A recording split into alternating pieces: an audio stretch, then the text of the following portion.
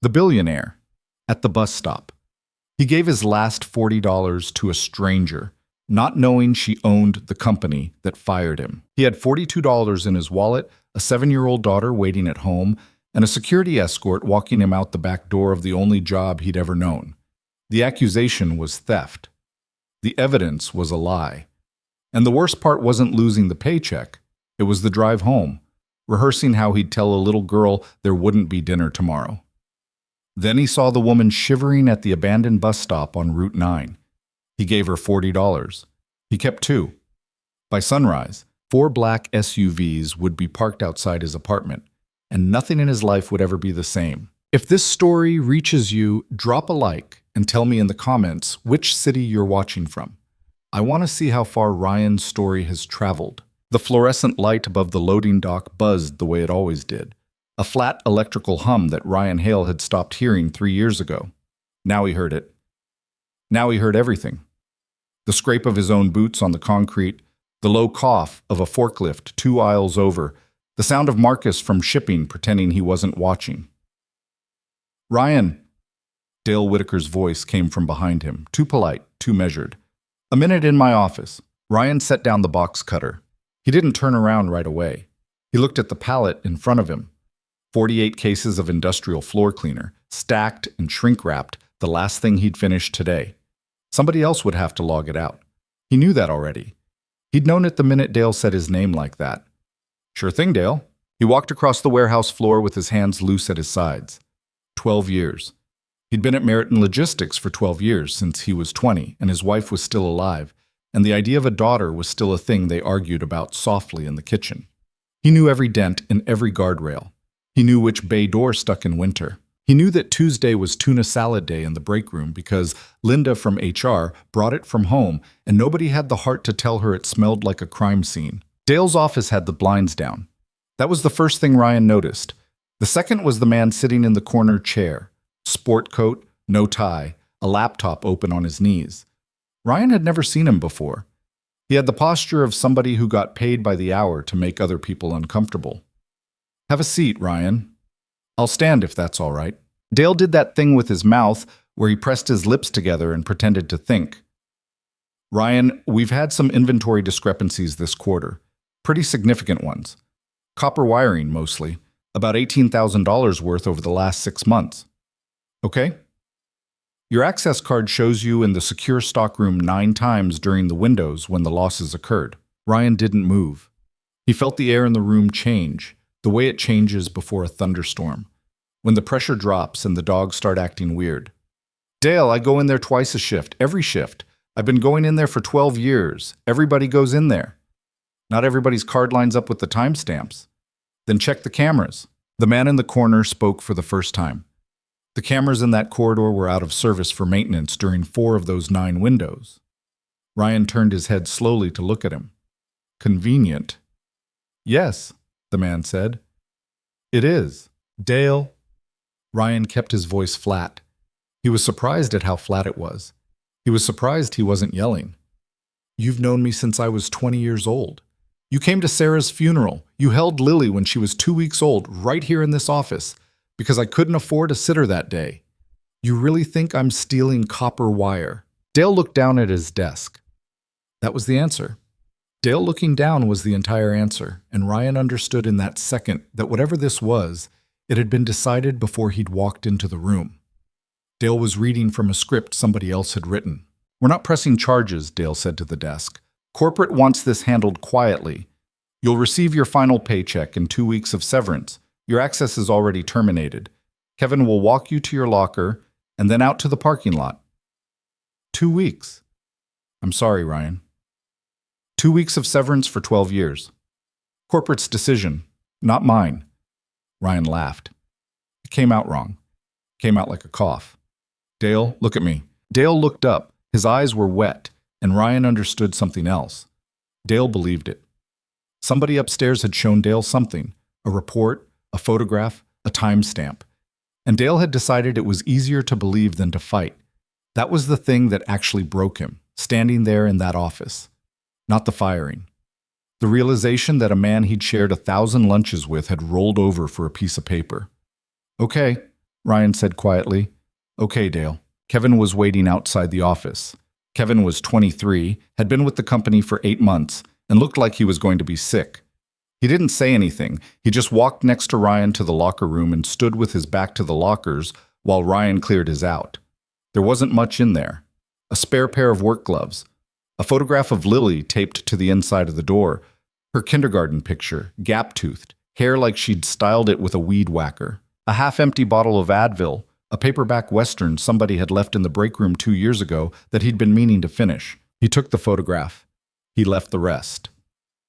Marcus was at the time clock when they walked past. Marcus didn't look up. Nobody looked up. 12 years of Christmas parties and kids' birthdays and guys covering each other's shifts when somebody's wife went into labor, and not one of them looked up. Ryan didn't blame them. He would have done the same thing. You don't make eye contact with the dead man walking. It's just bad luck. The parking lot was already getting dark. It was a Thursday in late October, and the sky over Ohio had that low gray color that meant rain was coming sometime in the next hour. Ryan sat in his truck for a long time before he turned the key. He put the photograph of Lily on the dashboard, and he put both hands on the steering wheel, and he tried to think. $42 in his wallet. He knew the number because he'd counted it at the gas station that morning, trying to decide whether to get gas or groceries. He'd gotten gas. Half a tank. Because the truck was the way he got to work. And without work, nothing else mattered. Rent was 11 days away. $850. He had maybe $200 in the checking account. The savings account had $411 in it, and that was earmarked for Lily's winter coat and boots because she'd outgrown last year's. He'd been putting $20 a week into that account since August. His phone buzzed. He looked at it. Mrs. Alvarez. Lily ate all her broccoli tonight. She was very proud. Home whenever you're ready, no rush, honey. Ryan put the phone face down on the passenger seat and sat there with his hands on the wheel and his jaw working. And he didn't cry because he hadn't cried since the funeral 5 years ago, and he wasn't going to start in a parking lot owned by people who just called him a thief. But he sat there for a long time. Pobotek. The rain started when he was halfway home. He took the long way. He didn't mean to. He just missed the turnoff for U Elm because his head was somewhere else. And by the time he realized it, he was already on the old county road that ran past the quarry and the fairgrounds and about 4 miles of nothing. He kept driving. There was no reason to hurry. Lily would be asleep by the time he got home, or close to it, and Mrs. Alvarez would have the lamp on in her front room the way she always did, waiting up, pretending she just happened to be awake. The rain got heavier. The wipers on the old Ford needed replacing. He'd known that for a month. And they jutted across the windshield in 2 tired streaks that didn't quite clear the glass. He leaned forward over the wheel. That was when he saw her. She was standing under the rusted metal overhang of the abandoned bus stop on the corner of County Line and Route 9. The bus hadn't run that road in 4 years. Ryan knew because his cousin used to take it. Now it was just a bench, a pole, and a flat tin roof that leaked on one side. The woman was standing under the dry side, her arms wrapped around herself, and Ryan's headlights caught her for maybe half a second before she looked away. He drove past. He made it about 100 yards before he slowed down. He wasn't sure why he slowed down. It wasn't anything he'd seen, exactly. She'd looked like a woman at a bus stop, which, except for the fact that there wasn't a bus, was not all that strange. But something about her had caught on the inside of his brain, a snag he couldn't smooth out. The stillness of her. The way she hadn't waved at his headlights, hadn't flagged him down, hadn't done anything a stranded person would do. She just stood there like she'd been standing there a long time and planned to stand there a while longer. He pulled onto the gravel shoulder. He sat for a second with the engine running and the rain drumming on the roof. And he thought, what am I doing? I have $42. I have a kid. I need to go home. Then he put the truck in reverse and backed up. He rolled the passenger window down. The rain blew in. She took a step back from the pole, cautious, one hand coming up to shield her eyes from the headlights. Hey, Ryan said. Ma'am, are you okay? She didn't answer right away. She was younger than he'd thought from a distance, late 20s, maybe 30, with dark hair plastered to the side of her neck and a coat that was nicer than anything anybody wore to this bus stop, way nicer, the kind of coat that cost more than his rent. He noticed that. He didn't know what to do with it. I'm fine, she said. You don't look fine. I've been told I have one of those faces. He laughed, once, surprised. Then he killed the laugh. The bus doesn't run on this road anymore. Hasn't for about 4 years. She looked at the empty road. Then she looked back at him. Her face did something complicated. Ah. You waiting on somebody? I was. He isn't coming. Phone dead? Something like that. Ryan put the truck in park. He didn't get out. He didn't want to scare her, and he didn't want to be the kind of guy who got out of a truck to talk to a woman at a bus stop in the dark. He leaned across the cab. Look, he said, I don't want to be weird. I'm not trying to be weird, but you're going to get pneumonia out here, and the nearest gas station's about 6 miles up the road. There's a diner on 8th that stays open till 11. I can drive you there and you can call somebody. Or I can call somebody for you. Or I can just keep going, whatever you want. She studied him. He let her. He didn't try to look friendly or not friendly. He was too tired to arrange his face. You're offering me a ride, she said. I'm offering you a ride to a place with a phone and a roof that doesn't leak. That's it. Why? Because it's raining. She took another moment. Then she walked around the front of the truck into the wash of his headlights, and she paused there, 1 second, maybe 2, and something passed across her face that Ryan wouldn't understand until later. A decision. A calculation. She got in and shut the door, and the cab smelled suddenly like whatever she was wearing, something that wasn't perfume exactly, something quieter than that, something expensive. Celeste, she said. Ryan. Hi, Ryan. Hi, Celeste. He put the truck in drive.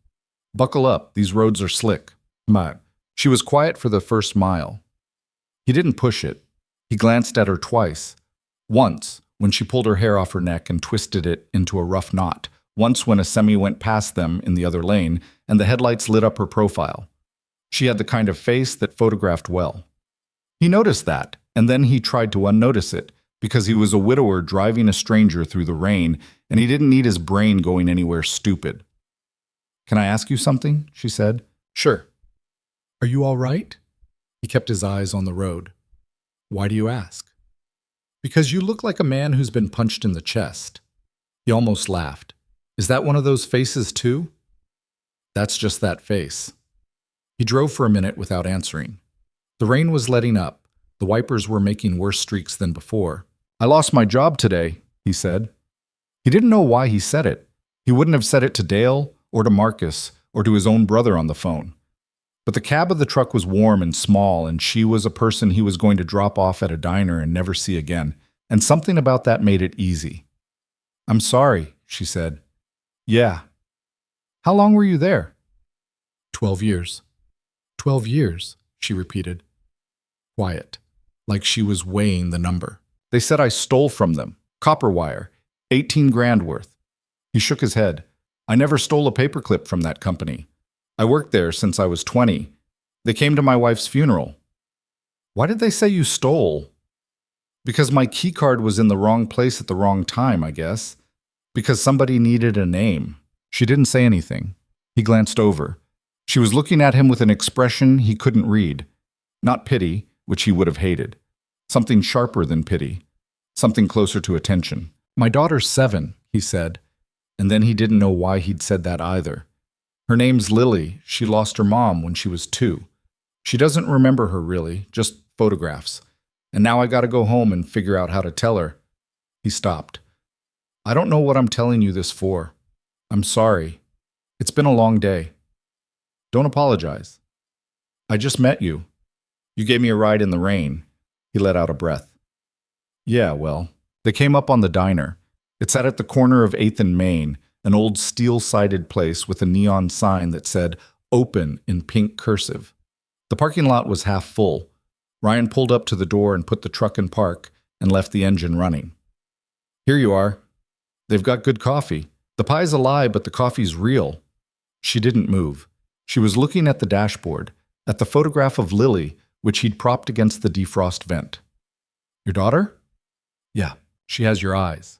She has her mother's everything else. He cleared his throat. Listen, I know this is going to sound... Look, you said your phone was dead. You got money for coffee? Cab fare? I'll manage. You got money. I'll manage, Ryan. He reached into his back pocket. He took out his wallet.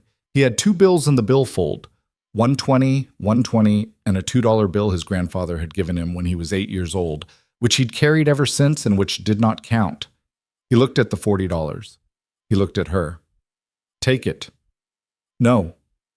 Take it. It's enough for a cab home and something to eat. You just told me you lost your job. Yeah. You have a daughter. Yeah. Then why? He thought about it. He thought about it seriously because it was a serious question and she'd asked it like she wanted a real answer. Because if I go home tonight and I don't do this, he said, then tomorrow I'll still be a guy who got fired, but I'll also be a guy who watched somebody get stuck at a bus stop in the rain. I can only carry one of those and I already got the first one. I don't have room for the second. She looked at the money. Then she looked at him. Something moved behind her eyes that he would later, much later, understand had been a specific kind of recognition. The recognition of a person who had spent her whole life being handed things, suddenly watching someone hand her something they didn't have. She took the money. She folded it once. She put it in her coat pocket without looking at it. What's your last name, Ryan? Hale. Hale. She nodded like she was filing it somewhere. She opened the door. The dome light came on and the rain was only a mist now, silver in the parking lot lights. Drive home safe. You too. Ryan. Yeah. She paused with one foot on the pavement. She looked back at him.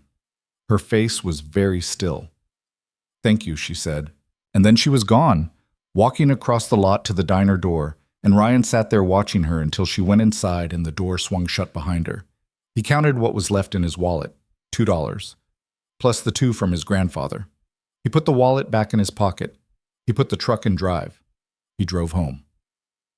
Mrs. Alvarez met him at the door in her slippers and her housecoat, and she took one look at his face and didn't ask.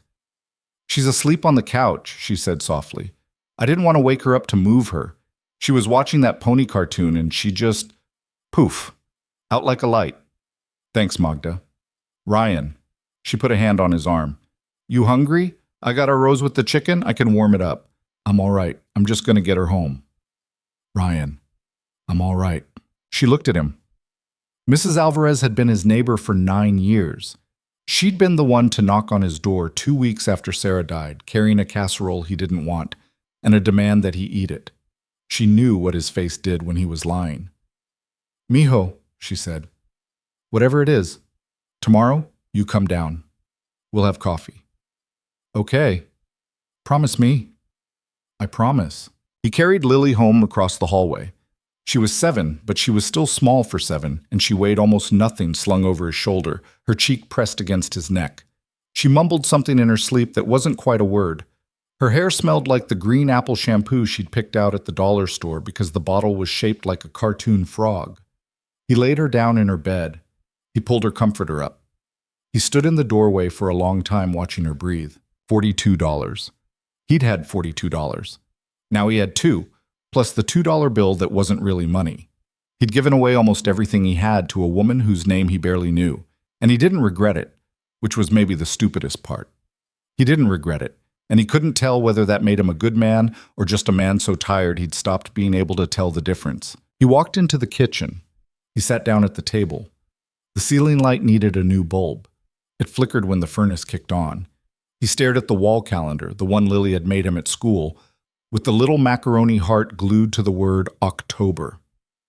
Rent was 11 days away. He thought about his brother in Akron. Dave had a pull-out couch and 2 kids of his own, and a wife who was nice about it, but not that nice. 3 weeks, maybe. 3 weeks before Dave's wife started leaving pamphlets about job training programs on the kitchen counter. He thought about the food bank on Vernon Street. He'd driven past it 1,000 times. He'd never been inside. There was a specific shape of shame about walking through that door with his daughter's hand in his, and he made himself picture it because he needed to know he could do it. He needed to know there was a floor under him, even if the floor was humiliation. You could build up from a floor, you couldn't build up from falling. He thought about calling Dale at home. He thought about standing on Dale's porch and saying, "Look me in the eye. Look me in the eye and tell me you believe it." He thought about that for a while, and then he thought about Dale's face in the office, the way Dale had looked down at the desk, and he understood he wouldn't be going to Dale's house. Dale was lost to him. 12 years, and the man was just gone. A door that had closed while Ryan was still walking toward it. He thought about the woman at the bus stop. Celeste. He'd driven away without asking her anything. Not where she lived, not who was supposed to pick her up, not why a woman in a coat like that was standing at a bus stop on a county road in the rain. He'd given her $40, and he didn't even know her last name. He tried to remember her face, and he couldn't exactly. He remembered the shape of her jaw and the way she'd twisted her hair up, but he couldn't put the features together in his head, and that bothered him, because he had the feeling he was supposed to remember. He went to bed at 11. He didn't sleep. He lay on his back on top of the comforter with his clothes still on, and he stared at the water stain on the bedroom ceiling, a stain that had been there when he and Sarah moved in 8 years ago, shaped a little bit like Michigan. And he listened to the house. The refrigerator clicked on. The heating vent ticked. Somewhere down the hall, Lily rolled over and mumbled. A car went by on the street outside, the headlights tracking slow across the bedroom wall. He didn't sleep. He watched the window go from black to gray to the wet silver color it got on cold mornings. He heard the paperboy's bicycle rattle past at 5:40. He heard Mrs. Alvarez's door open and close at 6, because Mrs. Alvarez went to Mass every morning of her life, and she didn't stop for weather or heartbreak. He was still staring at the ceiling when he heard the engines. Not one engine. Multiple. The deep, heavy sound of large vehicles pulling up on the street outside, one after another, and then idling. He sat up. He was already sitting up before he realized he'd moved. His hand went to the baseball bat beside the bed, a reflex from the year after Sarah died when he'd slept badly and kept it there for no real reason. And then he took his hand off it and felt stupid. He walked to the window. He moved the curtain 2 inches. 4 black SUVs were parked on his street. Not parked, arranged. 2 at the curb in front of his building, 1 across the street, 1 at the corner, blocking the intersection. They had that look. The look of vehicles that did not belong in his neighborhood. The windows were the kind you couldn't see through. As he watched, the rear door of the second SUV opened. A woman stepped out onto the wet pavement. She was wearing a long gray coat, a different coat, a dry one, and her dark hair was pinned up this time, neat, deliberate. She stood beside the vehicle for a moment, looking up at his building. Looking up, he realized, at his window. Celeste. She didn't smile. She didn't wave. She just stood there in the early gray light with her hands in her coat pockets, and she waited, the way a person waits for a door to open when she already knows it's going to. Ryan stepped back from the window. His heart was doing something that didn't make sense. Not fear, exactly, and not hope. Something in between, something that had no word. He looked down at his clothes. Same jeans as yesterday, same shirt. He smelled like a man who hadn't slept. From the living room, small and thick with sleep, Lily's voice. "Daddy?" He turned toward the sound. "Daddy, there's cars outside." He walked to the living room. She was on the couch in her pajamas, the ones with the horses. Her hair sticking up in the back where she'd slept on it, her eyes half open. She was kneeling on the cushions with her nose pressed to the window, fogging the glass. "Who are those people?" she asked. Ryan lifted her down off the couch. He set her on her feet on the carpet. He knelt in front of her so they were eye to eye. "I don't know, baby," he said, "but I'm going to find out. You go sit at the kitchen table, okay? You want a Pop-Tart?" "The strawberry kind." "The strawberry kind, go on." She went. He watched her pad down the hallway in her horse pajamas, and he stood up and he walked to the front door and he put his hand on the knob. Outside, Celeste Ardon was already crossing the sidewalk toward his building, and the sky over Ohio was turning the pale bruised color it got right before the sun came up, and a man with $2 in his wallet and a paid-off grandfather's bill put his hand on a doorknob and he turned it. The door opened onto cold air and the smell of wet asphalt, and Celeste Ardon was standing 3 steps below him on the concrete stoop, her hands still in her coat pockets, her face very calm. "Ryan. You." "Me." He stood in the doorway in yesterday's clothes, and he looked past her at the 4 black SUVs and the 2 men in dark jackets standing at parade rest beside the lead vehicle, and he felt the morning do something strange around him. Tilt a little, the way a room tilts when you stand up too fast. "What is this?" he said. "Can I come in?" "What is this, Celeste?" "It's me keeping a promise I didn't make out loud last night." She glanced past his shoulder into the apartment. Her voice dropped half a register. There's a child in there. You probably don't want her hearing the first part of this conversation on the stoop. He looked at her for a long second.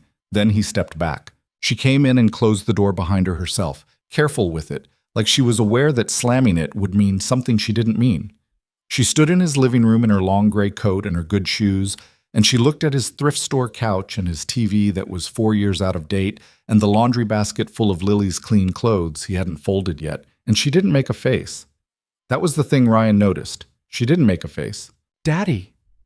Lily was in the kitchen doorway, a strawberry Pop-Tart in her hand, a line of red jam at the corner of her mouth. Who is that? Lily, this is... He stopped.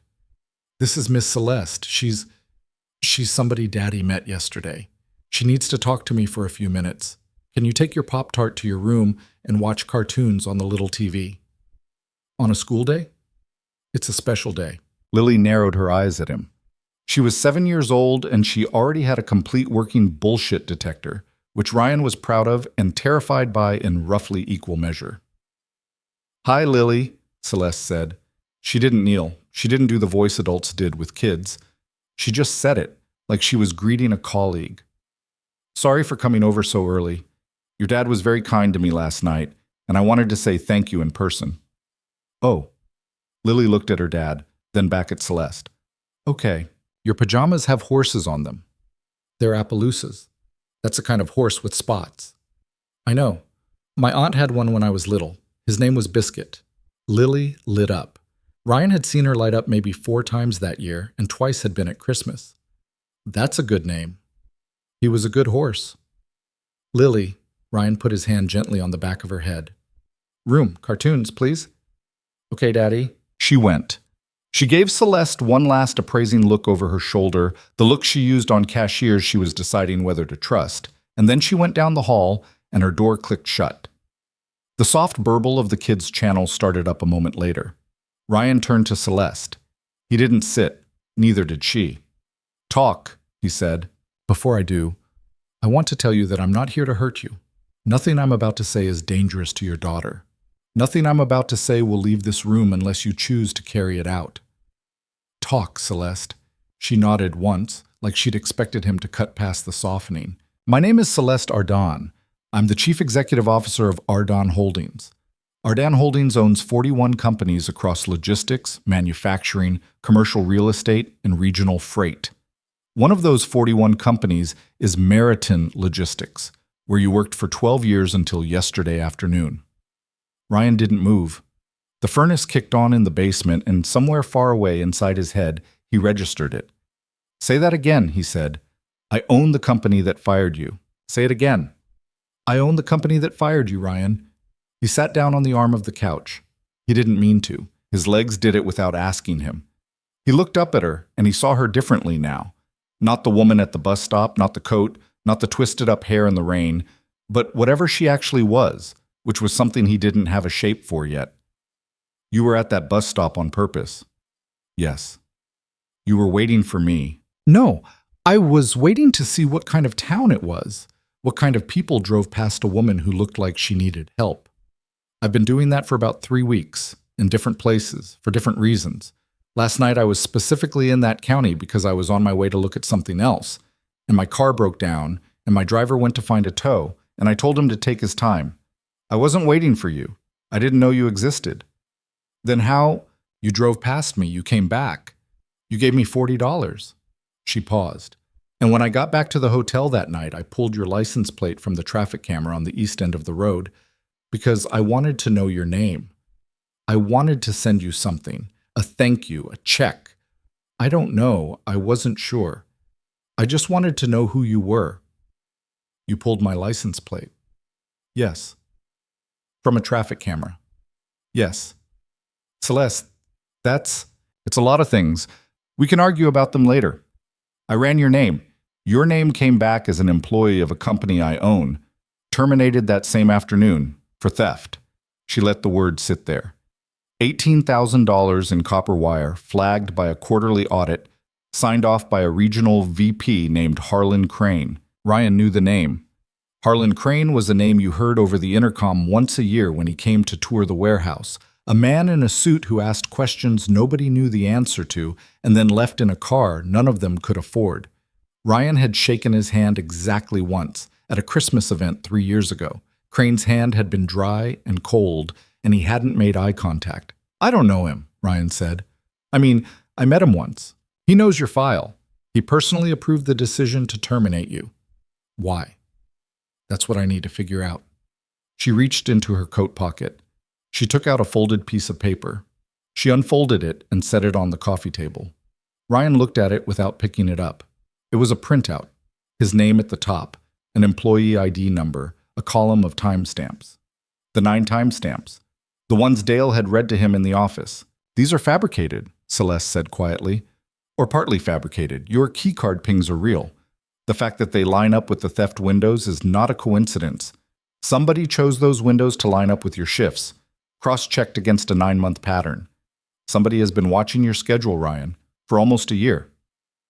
The furnace clicked off. The apartment was very quiet except for the distant squeak of a cartoon animal from Lily's room. "Why me? I don't think it's about you. I think it's about what you are. A 12-year employee with a clean record, a sympathetic story, a dead wife, a young child. If Harlan needed a face for the losses, he needed one that wouldn't fight back. A single dad on hourly wages doesn't hire a lawyer. He takes the severance and he goes quiet because he has to feed his kid. You were useful, that's all." Ryan stood up. He walked to the window. The SUVs were still there, the men in jackets still at parade rest, the morning still turning the color of old nickels. "I was useful, yes. For 12 years I worked for that company, and they—" He stopped. He wasn't going to do this in front of her. He swallowed it back down. Okay. So why are you here? You could have mailed me a check. You could have had somebody call me. Why 4 trucks? Because I don't want to mail you a check." He turned. "Then what?" "I want you to help me." "Help you what?" "Help me prove that Harlan Crane has been stealing from my company for at least 5 years. Help me prove he's been doing it with at least 3 other senior executives. Help me pull the whole thing up by the roots before the board hears a version of it that lets them bury it." He stared at her. "You're a billionaire," he said. "Yes." "You own the company." "Yes."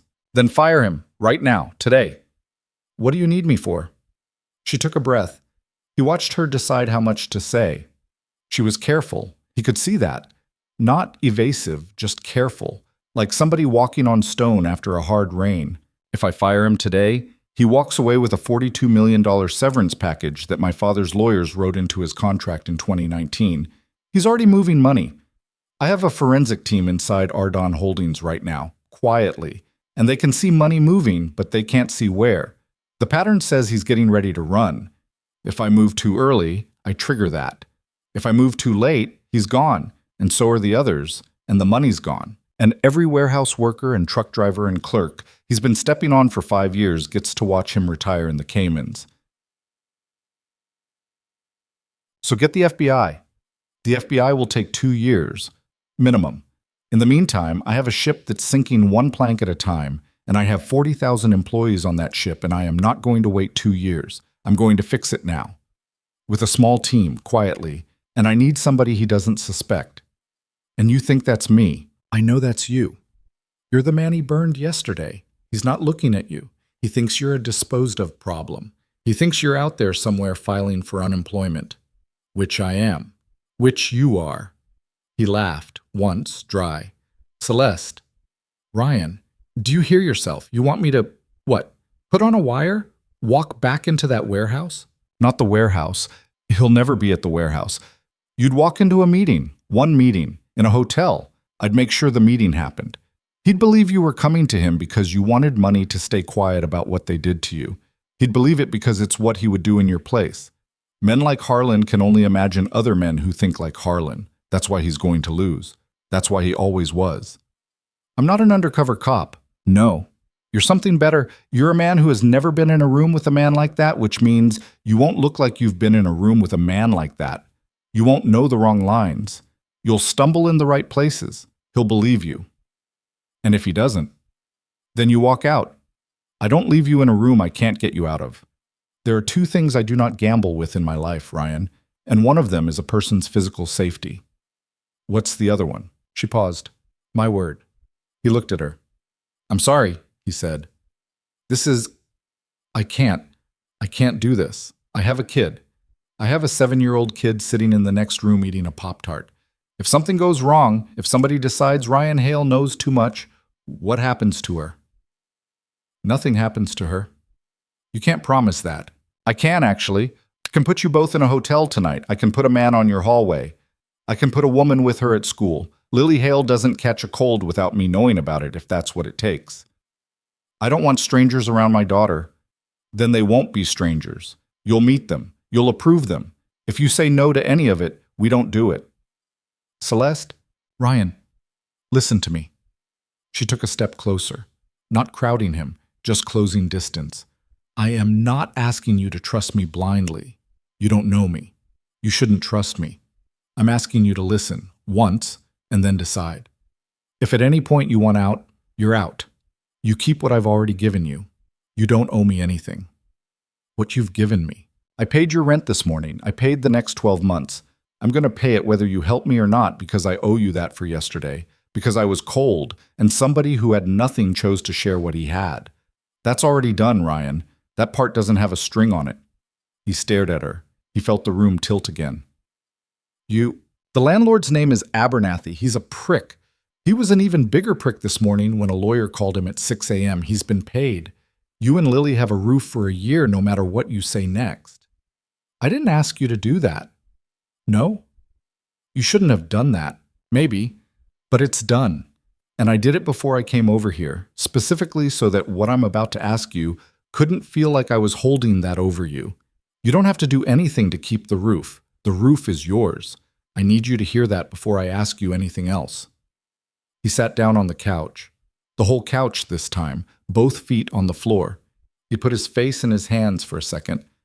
What do you want me to do? I want you to come with me today. Just today. To see my office, to meet my people, to look at the files, and to decide. I'll drive you back here tonight. If you say no, you say no, and we never speak again, except that every year at Christmas you'll get a card, because I'm going to be a person who sends you a Christmas card whether you like it or not. A laugh slipped out of him. He didn't plan it. It was a small, bitter thing, and then it cracked, and he sat back on the couch with his hands on his knees, and he looked at the ceiling. My kid, he said. Mrs. Alvarez across the hall. Magda. She already likes Lily. I know that because Lily's school contact card has her on it as the backup emergency pickup. If you're okay with it, I'll ask her to keep Lily for the day. My driver will bring over anything Magda needs. I'll pay her a day rate she cannot say no to. You know about Magda. I learned about Magda between 3 a.m. and 5 a.m. this morning. Celeste paused. I haven't slept, Ryan. I want you to know that. I wasn't lying in bed planning this. I was up reading your life because I needed to know if what I saw last night was real. And it's real. He looked at her for a long time. What did you see? He said quietly. Last night. Exactly. She held his eyes. I saw a man who'd been kicked by the world that afternoon hand $40 to a stranger in the rain and refused to let her give it back and drive away without waiting to be thanked. I've been kicked by the world too. I've watched very rich men step over bleeding people on the sidewalk to get to their cars. I haven't seen what you did in... She stopped. Her voice got thinner. In a long time. He didn't say anything. I'm not here because I'm grateful, Ryan. I'm here because I looked at you last night and I thought, that's a man who isn't for sale. And right now, in my company, I need exactly one person who isn't for sale.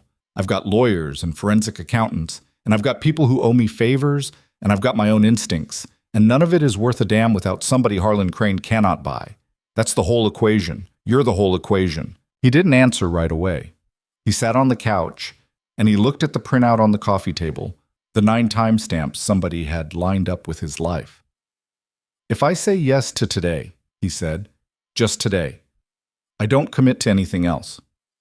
Just today. I come home tonight. You come home tonight. Lily stays with Magda, and Magda gets paid, and nobody goes near my daughter. Nobody goes near your daughter. And if at any point I say stop, we stop. At any point, he breathed out. His hands were shaking a little. He hadn't noticed until now. Okay, he said. Today. She didn't smile. She just nodded, the same way she had last night when she'd taken the $40. A small, serious nod, a thing being filed away. Get dressed, she said. I'll talk to Magda. You don't even know which apartment is hers. Apartment 2C. Her husband's name was Hector. He passed in 2018. She makes arroz con pollo on Sundays, and she yells at the Guardians when they lose, which is most of the time. Go, Ryan, get dressed. He stared at her. Who are you? Someone who reads very fast at 4 in the morning. Go. He went.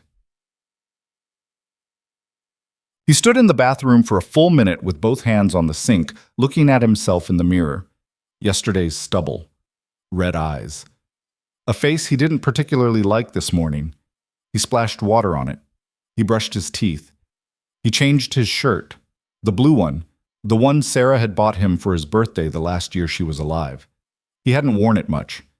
It still had the faint shape of the hanger at the shoulders. When he came out, Lily was standing in the hallway.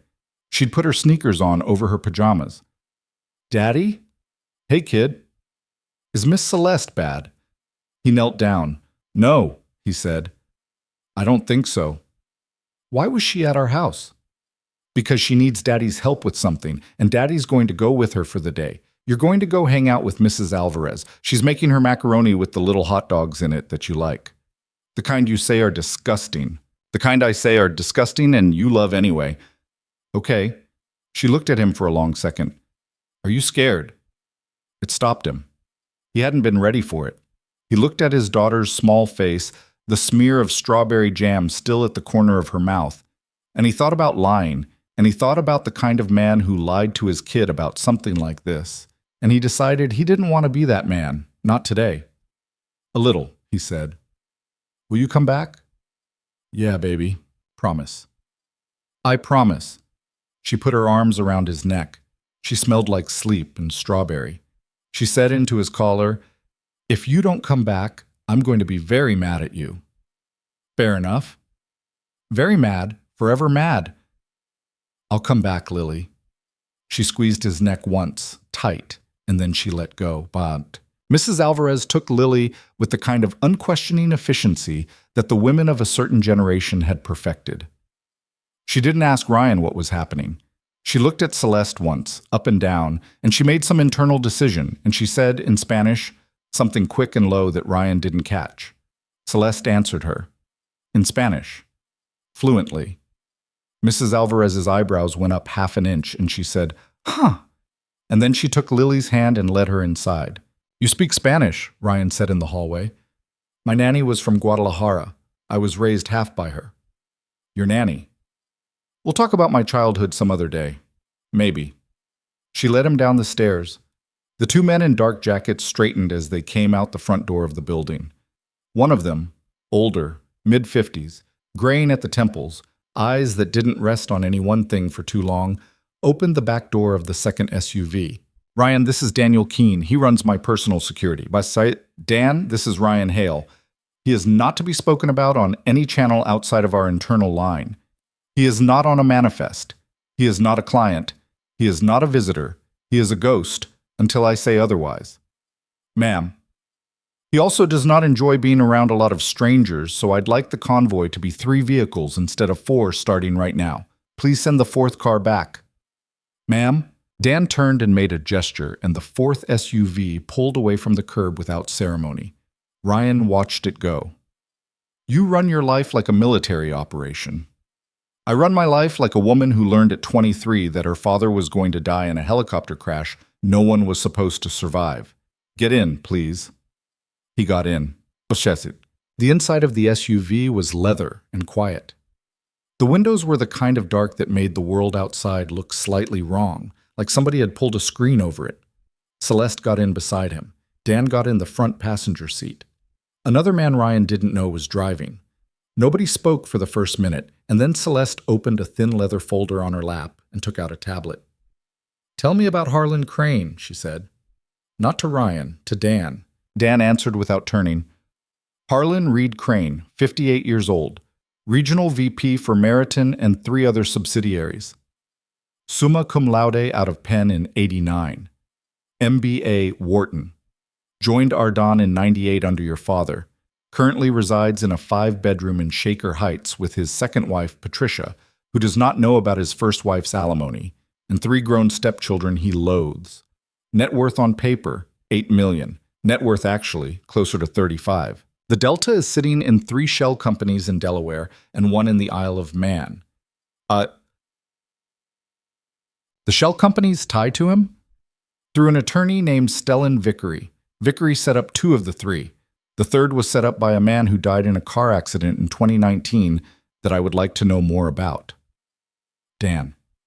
I know. I'm getting to it. Who else is with him? Working assumption is 3. Marianne Foss in audit, Peter Choi in procurement, and 1 person in regional ops that we have not identified but who is showing up in the metadata on the falsified receipts. Someone with access to the receiving terminals in at least 4 warehouses, including Ryan's. Ryan turned his head sharply at the sound of his own name. Someone in my warehouse? Dan met his eyes in the rearview mirror. Yes. Who? We don't know yet. Somebody I worked with. Yes? Ryan sat with that for a moment. He thought about the men he'd eaten lunch with for a decade. He thought about Marcus not looking up. He thought about Kevin walking him out, sick-faced, 23 years old. He tried to line up the faces, and he couldn't. He didn't want to. Celeste. Yeah. What if it's somebody I liked? It probably is. He looked out the window. They were on the freeway now, moving fast. The city slid by. The industrial stretch with the tire yard and the scrap metal lot and the empty billboard that had advertised a mattress store since before he was married. He watched all of it go by and he thought, I don't work here anymore. I don't go to any of these places anymore. As of yesterday, these are not my streets. Can I ask you something? He said. Yes. Why'd you come yourself? Why not send Dan? She didn't answer for a moment. Because I wanted to see you, she said, in your house, in the light. I wanted to know if I'd made the whole thing bigger in my head than it actually was. I wanted to look at you in your kitchen with your daughter eating a Pop-Tart and know whether I was right. And you weren't bigger in my head. If anything, you're smaller. You're just a man. That's why it's right. He didn't know what to say to that, so he didn't say anything. The headquarters of Ardon Holdings took up the top 11 floors of a tower downtown that Ryan had passed 100 times and never looked up at. The SUV pulled into a private underground entrance. A steel gate rolled up for them. They parked in a bay that had only 2 other cars in it, both dark, both expensive. Private elevator, Celeste said. Don't talk to anybody in it. There won't be anybody in it. There wasn't. The elevator had a brushed steel interior and it moved so smoothly he couldn't feel it moving. It opened onto a floor that looked like no office Ryan had ever been on.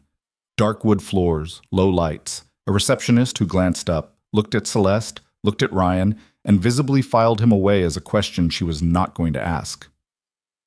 Sydney. Ma'am. Any calls? Mr. Crane's assistant called twice. Apparently he'd like a few minutes of your afternoon. Celeste's face didn't change, but something changed in her eyes. A narrowing, something small and sharp. Did she say why? She didn't. Tell her I'm in meetings all day. Push him to tomorrow. Offer 4:30. He won't take 4:30. He'll push for 10. Give him 10. Yes, ma'am. And Sydney. Ma'am, if Mr. Crane himself calls, I'm not here. I'm in the field. I'm traveling. I'm indisposed. You've never heard of me. You've never heard of this building. You grew up on a farm and you raise goats? Goats, ma'am. Goats. Sydney didn't smile. Neither did Celeste. But Ryan watched something pass between them, some small, loyal private amusement, and he realized it with an odd sting. This was a woman who was loved by the people who worked for her. Not feared, loved. That was a rarer thing than he'd expected. Her office was not what he'd pictured. He'd pictured glass and chrome and a view of the lake. There was a view of the lake, but the rest was wrong. A long oak table covered in papers, 3 standing lamps, a battered leather chair that looked like it had been hers since college, and a framed photograph on the wall of a man in a flight suit standing beside a small helicopter. Her father, Ryan realized. He looked like her around the mouth. She closed the door. She took off her coat. She hung it on a hook on the back of the door, and she rolled up the sleeves of the white shirt underneath, and she said, "Okay, let's work." They worked. She showed him the files first. Spreadsheets, shipping manifests, internal memos with names blacked out, then unblacked out. She showed him photographs of Harlan Crane at a charity gala, at a private airstrip in upstate New York, at a restaurant in Miami with a man whose face she covered with her hand, and then uncovered and said, "Him, remember him." She showed him a bank ledger from a company in Delaware that had received 12 wire transfers between March and September, each of them $150,000. Each of them originating from an account controlled by a subcontractor Meriton had been paying for specialty haulage that did not exist. He listened. He asked questions. Some of them were stupid. She answered every one of them the same way. Patient, serious, no condescension. Once she said, "Good, that's the right question to ask. I asked that 3 weeks ago." Around 11, Dan came in with coffee and paper cups and a bag of bagels from somewhere. Ryan realized he was starving. He ate 2 bagels standing up, reading a memo about a shipment of electrical components that had supposedly been sent to a warehouse in Toledo and had, in fact, never left Ohio. "Is this where I came in?"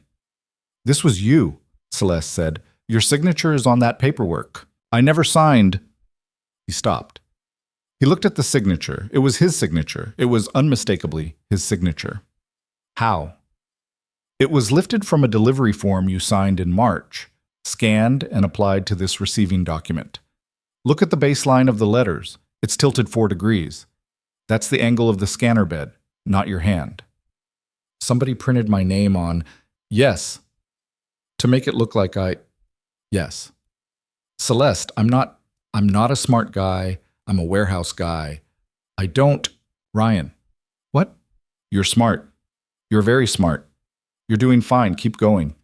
He kept going. By 1 in the afternoon, he understood the scheme, or enough of it. Crane and his people had been running phantom shipments through the regional hubs for 5 years, paying ghost subcontractors for work that never happened, and routing the money through shells to accounts that converged in 3 places: the Isle of Man, Belize, and a small bank in the Bahamas with a name Ryan couldn't pronounce. The dollar amount she'd told him at the apartment, what had she said? Tens of millions, was the conservative number. The real number, she believed, was between 90 and 120 million over the 5-year window. And it was growing. It was growing because Crane was getting ready to leave, and he was draining the pipe as hard as he could before he went. When? Ryan said. I think he's gone in 6 weeks, maybe 8. So we have 6 weeks. We have less than that. Because the moment he looks at any internal report and sees my forensic team's fingerprints, he moves immediately. I've been hiding them. I'm not going to be able to hide them much longer. How long? 10 days. Ryan sat back. 10 days? Maybe 12. And you need me to meet with him inside of 10 days. Yes. As what? As a man who wants to be paid to go away. And you've set it up. Not yet. I've set up the possibility. I have a lawyer, not mine, a man Harlan considers a friend, who can plant the idea with him that the fired warehouse worker from Meriton is asking around about lawyering up. Once that seed is in, Harlan will reach out to you himself, through channels, to make you an offer to stay quiet. I know him. He'd rather pay you $50,000 out of his pocket to disappear than risk a civil suit discovery process that cracks anything open. He'd pay me. He'd pay you. And he'd say things while paying you that we'd very much like on a recording. And if I take the money?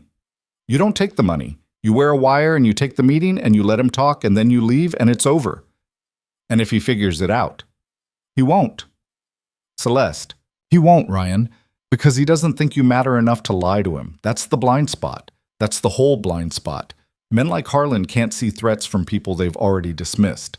It's the one consistent weakness in every one of them I've ever watched go down. She was standing across the table from him. The afternoon light was coming in sideways across the papers. She looked tired suddenly.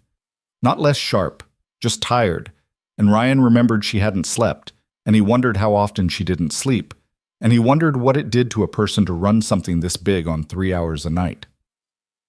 Why are you doing this? He said quietly. Doing what? All of it. Going after him yourself. You could sell the whole subsidiary. You could cash out. You're Celeste, you're 30 years old and you're running a thing that size. You could walk away. She looked at him. My father built this company from 2 trucks and a warehouse in Cleveland, she said. He died in that helicopter because he was flying himself to a renewable energy site he'd invested in. He was 49. I was in graduate school. I came home and I walked into this office for the first time as CEO, and I found a letter on his desk that he'd written to me 3 weeks before he died. He didn't know he was going to die. He was writing me a letter because he wanted me to remember something. She stopped. She picked up the coffee cup. She put it down without drinking from it. He wrote, "The only thing a person builds in a lifetime that outlives them is the way they treated the people they owed nothing to." That was the letter. The whole letter. 1 sentence on a piece of his stationery. She smiled a little tight. "So I don't get to sell the subsidiary, Ryan. I don't get to cash out, because Harlan Crane has been stealing from people my father owed nothing to, and covering it up, and blaming it on men like you. And if I let that stand in a company with my family's name on it, then everything my father wrote is a lie. And my father did not lie." Ryan didn't say anything for a moment. "Okay," he said. "Okay, what?" "Okay, I'll do it. The meeting. The wire. I'll do it." "Ryan? Don't talk me out of it. Just don't talk me out of it. Let me say yes while I can." She looked at him. She didn't smile. She walked around the table and she held out her hand, not to shake it, just to offer it, palm up, and he looked at her hand and then he put his on top of hers, and she closed her fingers around his once, firmly, and let go. "Thank you," she said. Quiet. Like last night. "Don't thank me yet. I'm not thanking you for what you're going to do. I'm thanking you for what you already did." He didn't know what to do with his face. He looked down at the table.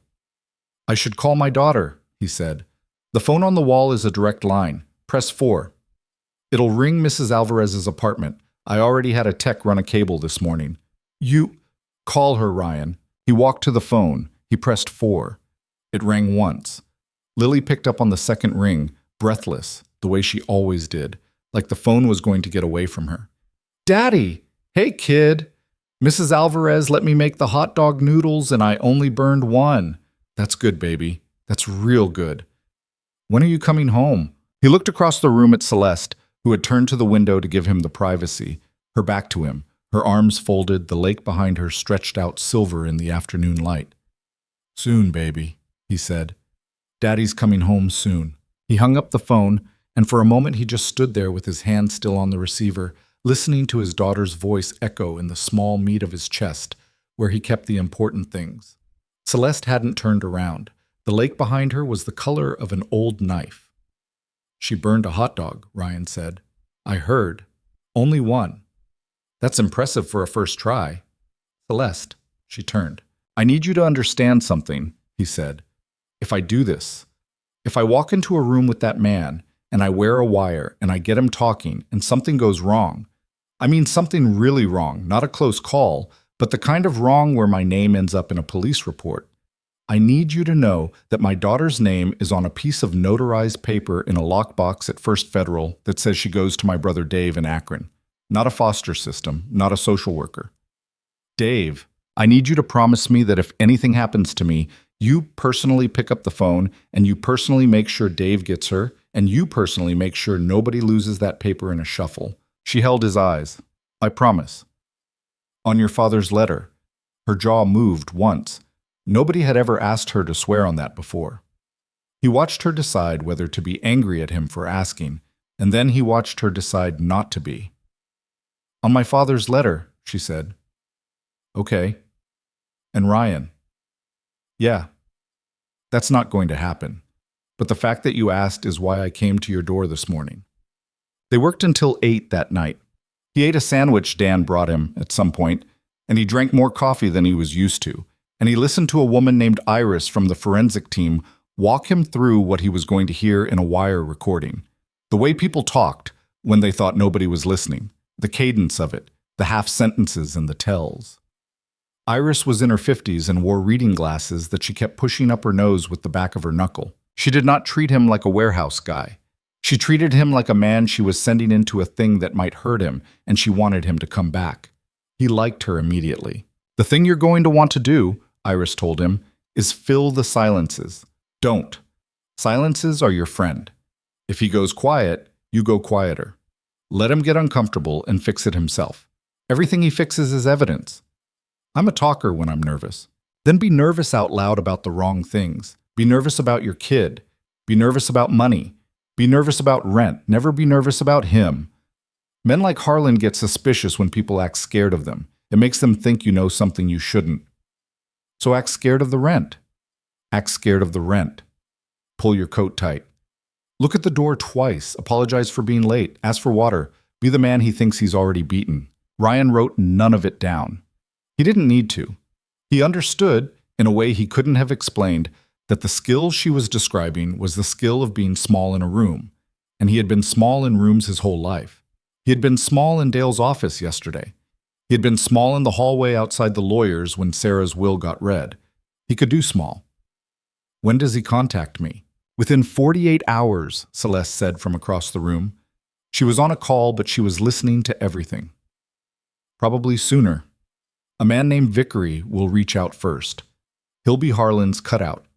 You don't say yes to Vickery. You say you need to think about it. You make him come back a second time. That's how a desperate man behaves. Desperate men do not say yes to the first offer of money. They don't. No, they want it too much. They say no once, and then they feel sick about the no, and then they call back the next morning. That's how it works. Vickery will know that. He'll expect it. Okay. Then Harlan himself will want to meet. He'll want to see you. He'll want to put his own eyes on the kind of man he's about to spend money on. That meeting is the one we need. Ryan nodded. He was so tired his eyes hurt. It wasn't the day exactly. It was the hours piled on top of the no-sleep night and the firing and the rain and the photograph on the dashboard and his daughter's voice through the phone and the weight of a promise he'd just made to a woman he'd known for 26 hours. Go home, Ryan, Celeste said. She'd hung up the call. She was watching him. Dan will drive you. Eat a real meal. Sleep. I'll call you tomorrow afternoon. Where are you going? A hotel. I'm not staying at my place while this is live. Neither are you, starting tomorrow night.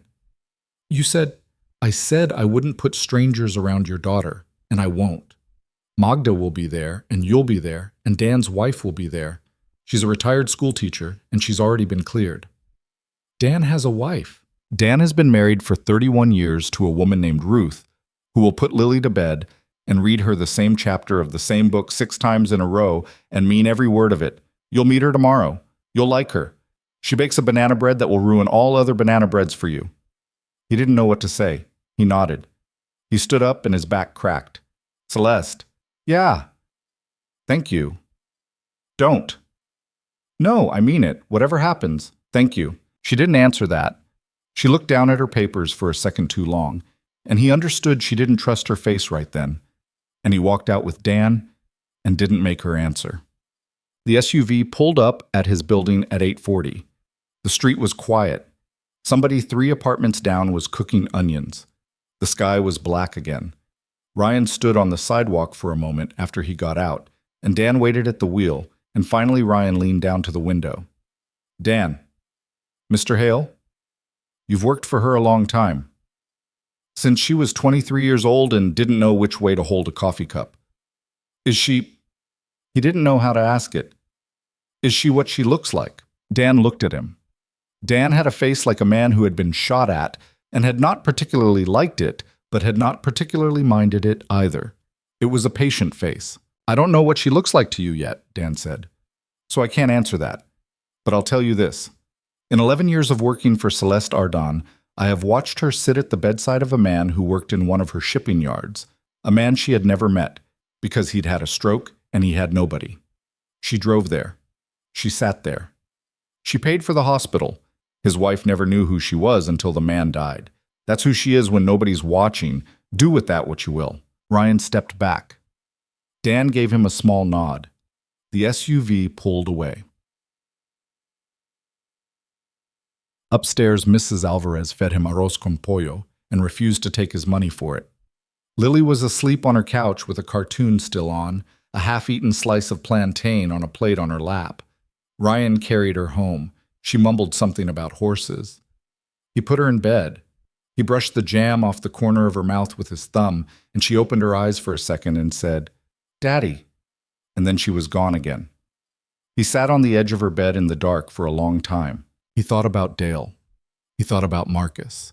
He thought about whoever it was in his warehouse, Crane's fourth man, the one Dan hadn't named yet. And he tried to imagine that face and couldn't, and knew that was for the best, because he was going to need his hand steady when it came. He slept. He didn't remember falling asleep. He woke at 4 in the morning with the feeling that somebody had called his name, but nobody had. He lay there until 5:30, and then he got up. "Bon?" The call came the next afternoon. Not from Harlan Crane. From a man named Stellan Vickery, on a number Ryan didn't recognize, at 2:17 in the afternoon, while Ryan was standing in his kitchen making Lily a grilled cheese for after school. He let it ring 3 times before he picked up. He made himself let it ring. Iris's voice in his head, "A desperate man is slow." "Hello. Mr. Hale." "Yes. My name's Stellan Vickery. I'm an attorney. I wonder if I might take 10 minutes of your time." The voice was easy and cultured and Midwestern in the exact way Harlan Crane's voice was cultured and Midwestern, and Ryan understood immediately that Vickery and Crane had been trained on the same polish.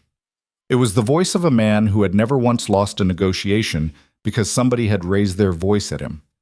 10 minutes about what, Mr. Vickery? I represent a party who has some sympathy for your recent situation at Meriton, and who believes the way you were treated may have been, let's say, regrettable.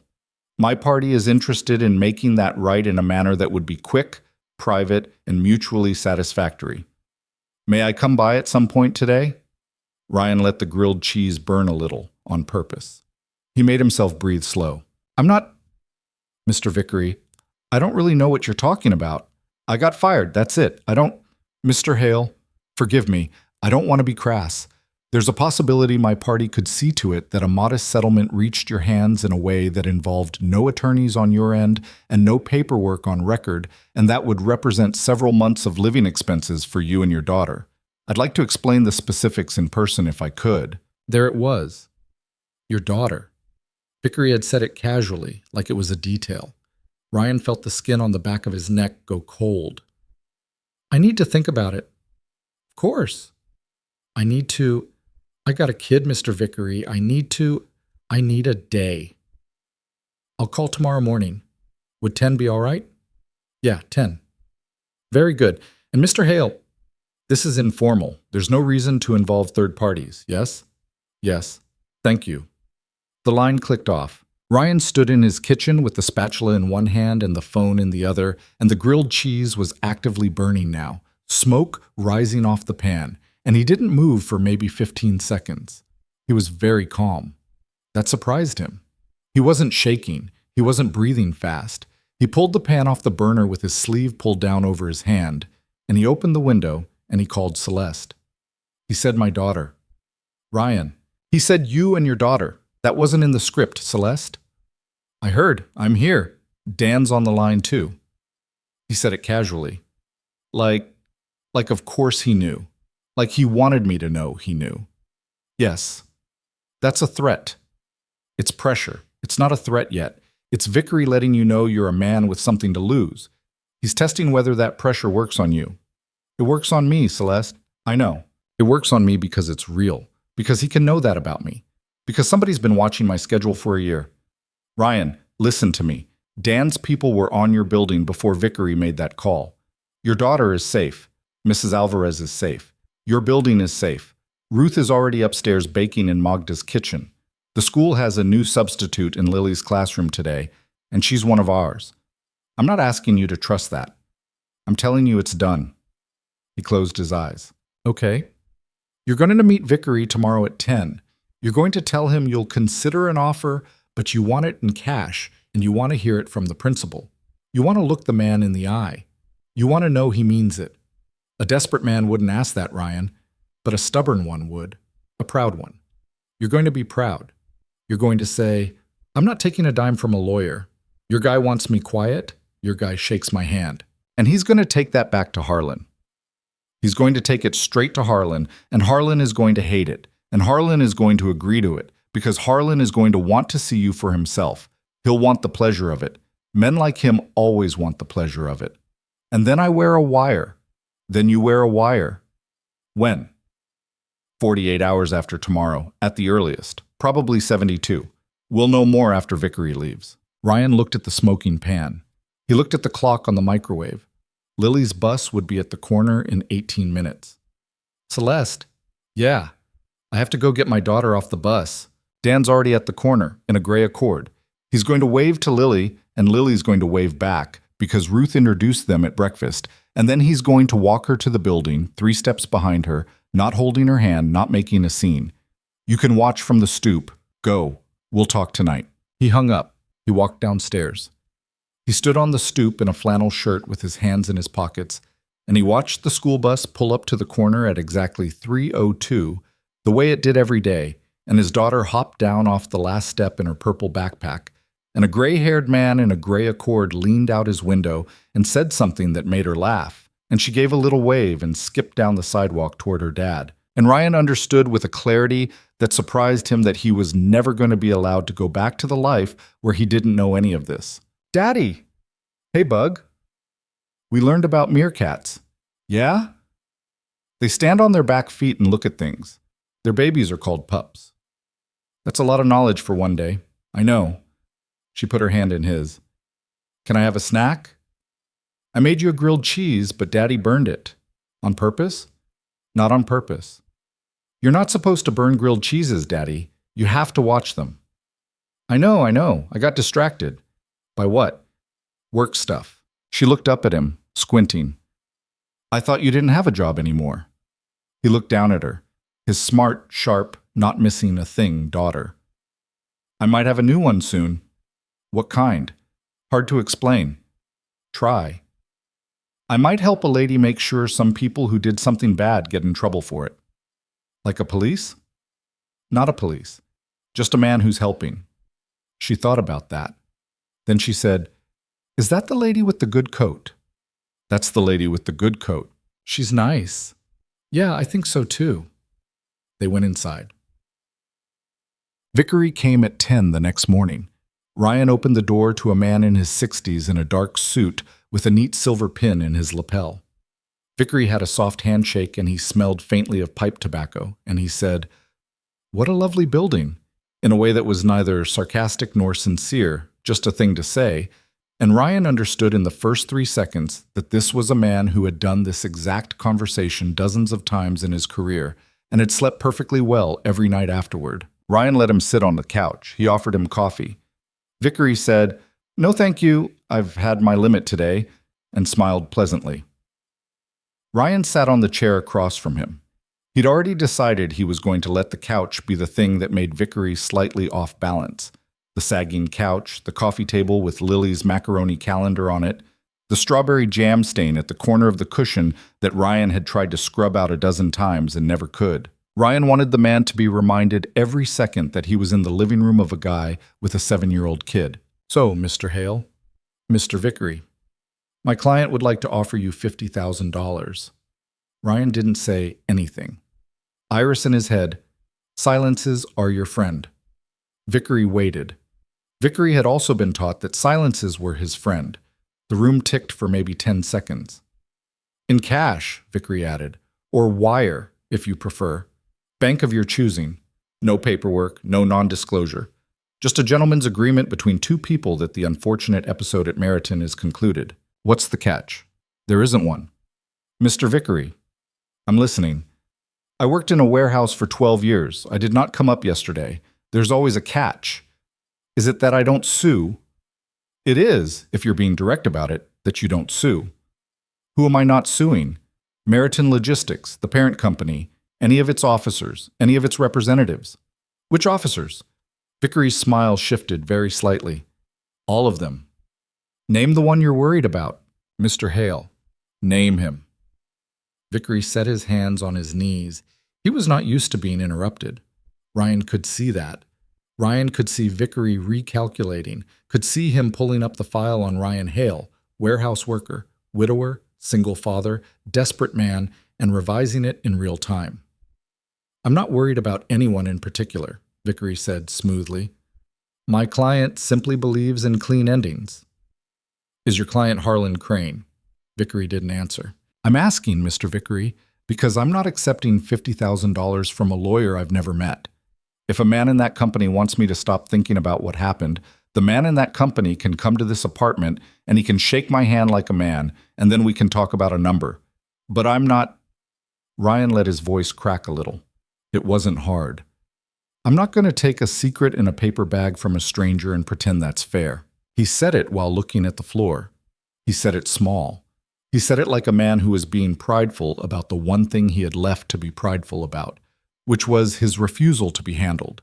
And he watched Vickery's face with his eyes turned down, and he saw what he needed to see, a tiny, private flicker of irritation and then calculation, and then the quick recovery of professional calm. Mr. Hale, I understand, truly. Let me take that back to my party. You do that. Would tomorrow work? I don't know. I got a kid. Tomorrow's a Friday. I'd rather do it Saturday. Saturday it is. Here? Here's fine. Vickery stood. He shook Ryan's hand again, the same soft shake.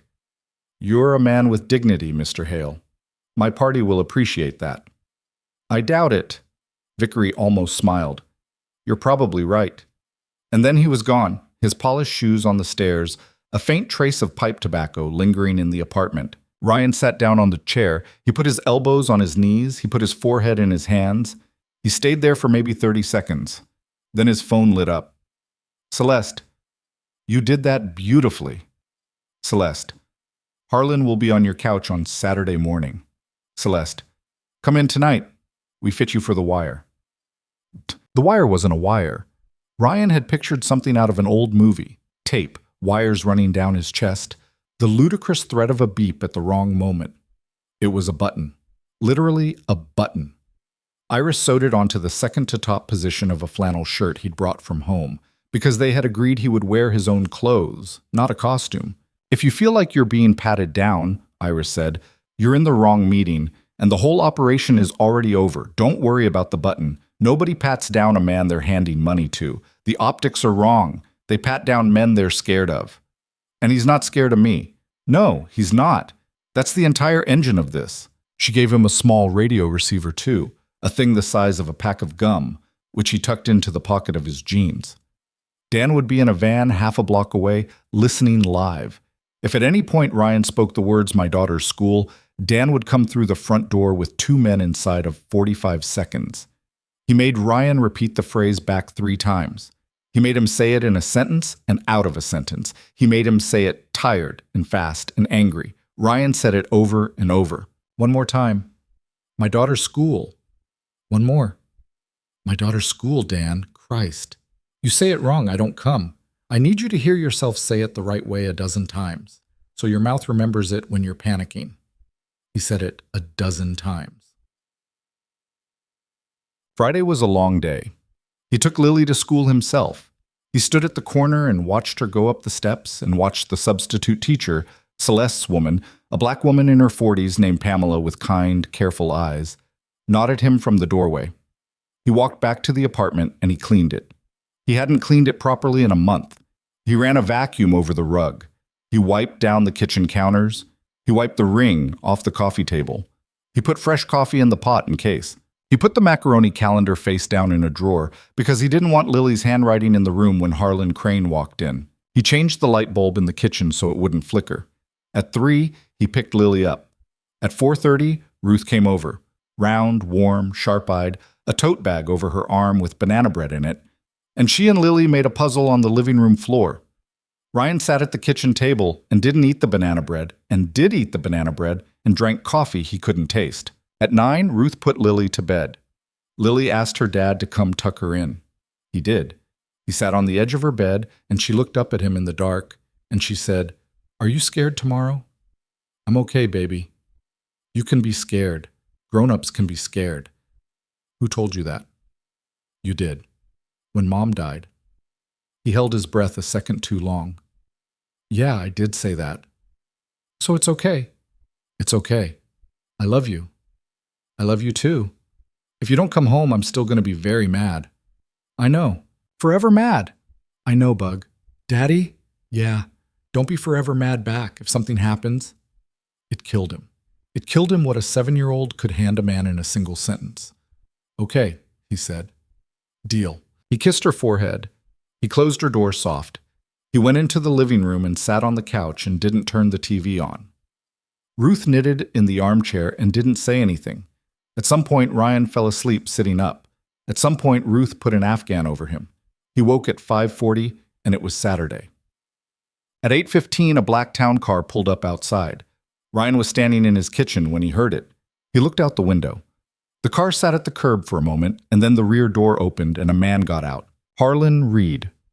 Crane was taller than Ryan had remembered from the Christmas handshake 3 years ago. 6'2", maybe. Silver hair combed back, a camel-colored overcoat that fit him the way a coat fits a man who has his coats made, not bought. He stood on the sidewalk and looked up at the building. His breath smoked a little in the cold. He took a small black glove off one hand, slowly, deliberately, and put it in his coat pocket, and then he walked toward the door. Ryan's hand went to the button on his shirt, not to adjust it, just to feel it, to know it was there. He heard the knock. He walked to the door. He put his hand on the knob, and he closed his eyes for a second, and he opened the door. Harlan Crane smiled at him. It was a smile with a lot of teeth in it. Mr. Hale, Harlan Crane. I remember. Do you? Well, my. The smile deepened. May I come in? Yeah. Ryan stepped aside. Crane came in. He was carrying a leather briefcase that looked like it had been made by a man with very small tools and a lot of patience. Crane walked to the center of the living room and turned slowly, taking it in. The couch, the coffee table, the photograph of Lily on the mantel, the small television, the flannel shirt Ryan was wearing, all of it. And Ryan watched him do it, and Ryan understood that Crane was doing exactly what he himself had tried to do to Vickery. He was counting the things in the room to figure out what Ryan could be bought for. You have a daughter, Crane said. Yeah. Lovely. How old? 7. 7. Wonderful age. Mine's grown now. She's at Yale. That's great. Have a seat, Mr. Hale. Sorry. May I use your first name? Do you mind? Ryan's fine. Ryan, and please call me Harlan. I'll stick with Mr. Crane if that's all right. Crane laughed, a warm, easy laugh. A man with manners. I appreciate that. He sat on the couch. Ryan sat in the chair. He made himself be small in the chair. He made himself hold his hands the way he'd held them when Dale had fired him, loose, resting on his knees, a little open, a man prepared to listen to something bad. Mr. Crane, I'm going to be straight with you. I asked your lawyer to send you in person because I don't take money from people I can't see. You come in here and you tell me what this is, and we go from there. That's fair, Ryan. That's very fair. I respect that. Crane crossed one leg over the other. The briefcase sat on the floor beside his foot. He was in no hurry. A man with all the time in the world. Let me be candid with you. What happened at Meriton last week was messy. The audit findings were not as clean as they should have been. Decisions were made fast. Too fast. I reviewed the file after Dale Whitaker processed your termination, and I was, frankly, concerned about some of the inferences being drawn. Ryan let the silence sit. I'm not admitting anything on the record, you understand, but privately, as a man. I don't believe you took that copper. Thank you for saying that. I'd like to make it right, quietly, between us. How quietly?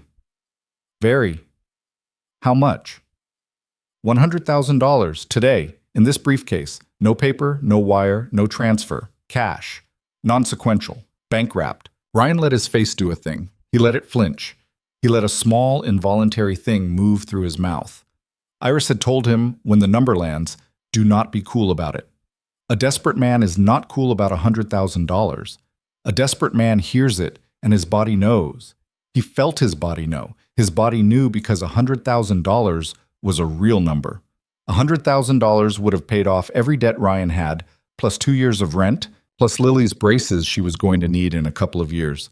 His body wasn't acting. Jesus, Ryan said. He hadn't meant to say that, but a man would say that. I thought that might get your attention. Mr. Crane. Harlan, please. Mr. Crane. Why? Why what, Ryan? Why $100,000 for a warehouse guy that got fired? That's not a number. That's a message. Crane smiled. He looked down at the rug. When he looked up, the smile had thinned. The easy, warm thing was gone. You're a smarter man than your file suggested, Ryan. That's a compliment. I don't feel smart. It's $100,000 because I would prefer that you never speak to anyone at any government agency about the circumstances of your termination, including and especially the federal attorneys who, from time to time, ask questions about Midwestern supply chain operations. Your name came up in an audit, Ryan. Names on audits make people curious. Curious people ask you questions. I would prefer you to have no interesting answers. I don't have interesting answers. I got fired for copper I didn't take. Which is precisely why I'm here. A man who didn't take something is sometimes a man who knows who did, and that is a kind of knowledge I'd rather you didn't have. He leaned forward slightly. He lowered his voice. He was doing it now on purpose, Ryan realized. He was being deliberately intimate, the way a man might be with a woman across a dinner table. He was performing conspiracy. There are 3 other men in this company, Ryan, who do not deserve to lose their careers because a warehouse audit got sloppy. I am protecting them as much as I am protecting myself. And for $100,000, I am asking you, as a father, as a man with responsibilities, to be a person who has never heard my name and never heard theirs. Their names. I won't say them. I don't know the names. Then we agree. You don't know them. You will never know them. We are in complete agreement. Crane smiled again, the warm one back. I'll even go one better. After a year, if you're still quiet, there's a second envelope. Another $50,000. Call it an annuity. Ryan stared at him. An annuity. A thank you for your ongoing friendship. The word friendship hung in the air like something dead on a hook. Mr. Crane. Yes. Can I ask, the man in my warehouse, who was pulling my keycard data, did I know him? Crane's head tilted, very slightly. The tilt of a man who had just registered a question he had not been expecting. Ryan, let's not. I worked with those guys for 12 years, Mr. Crane.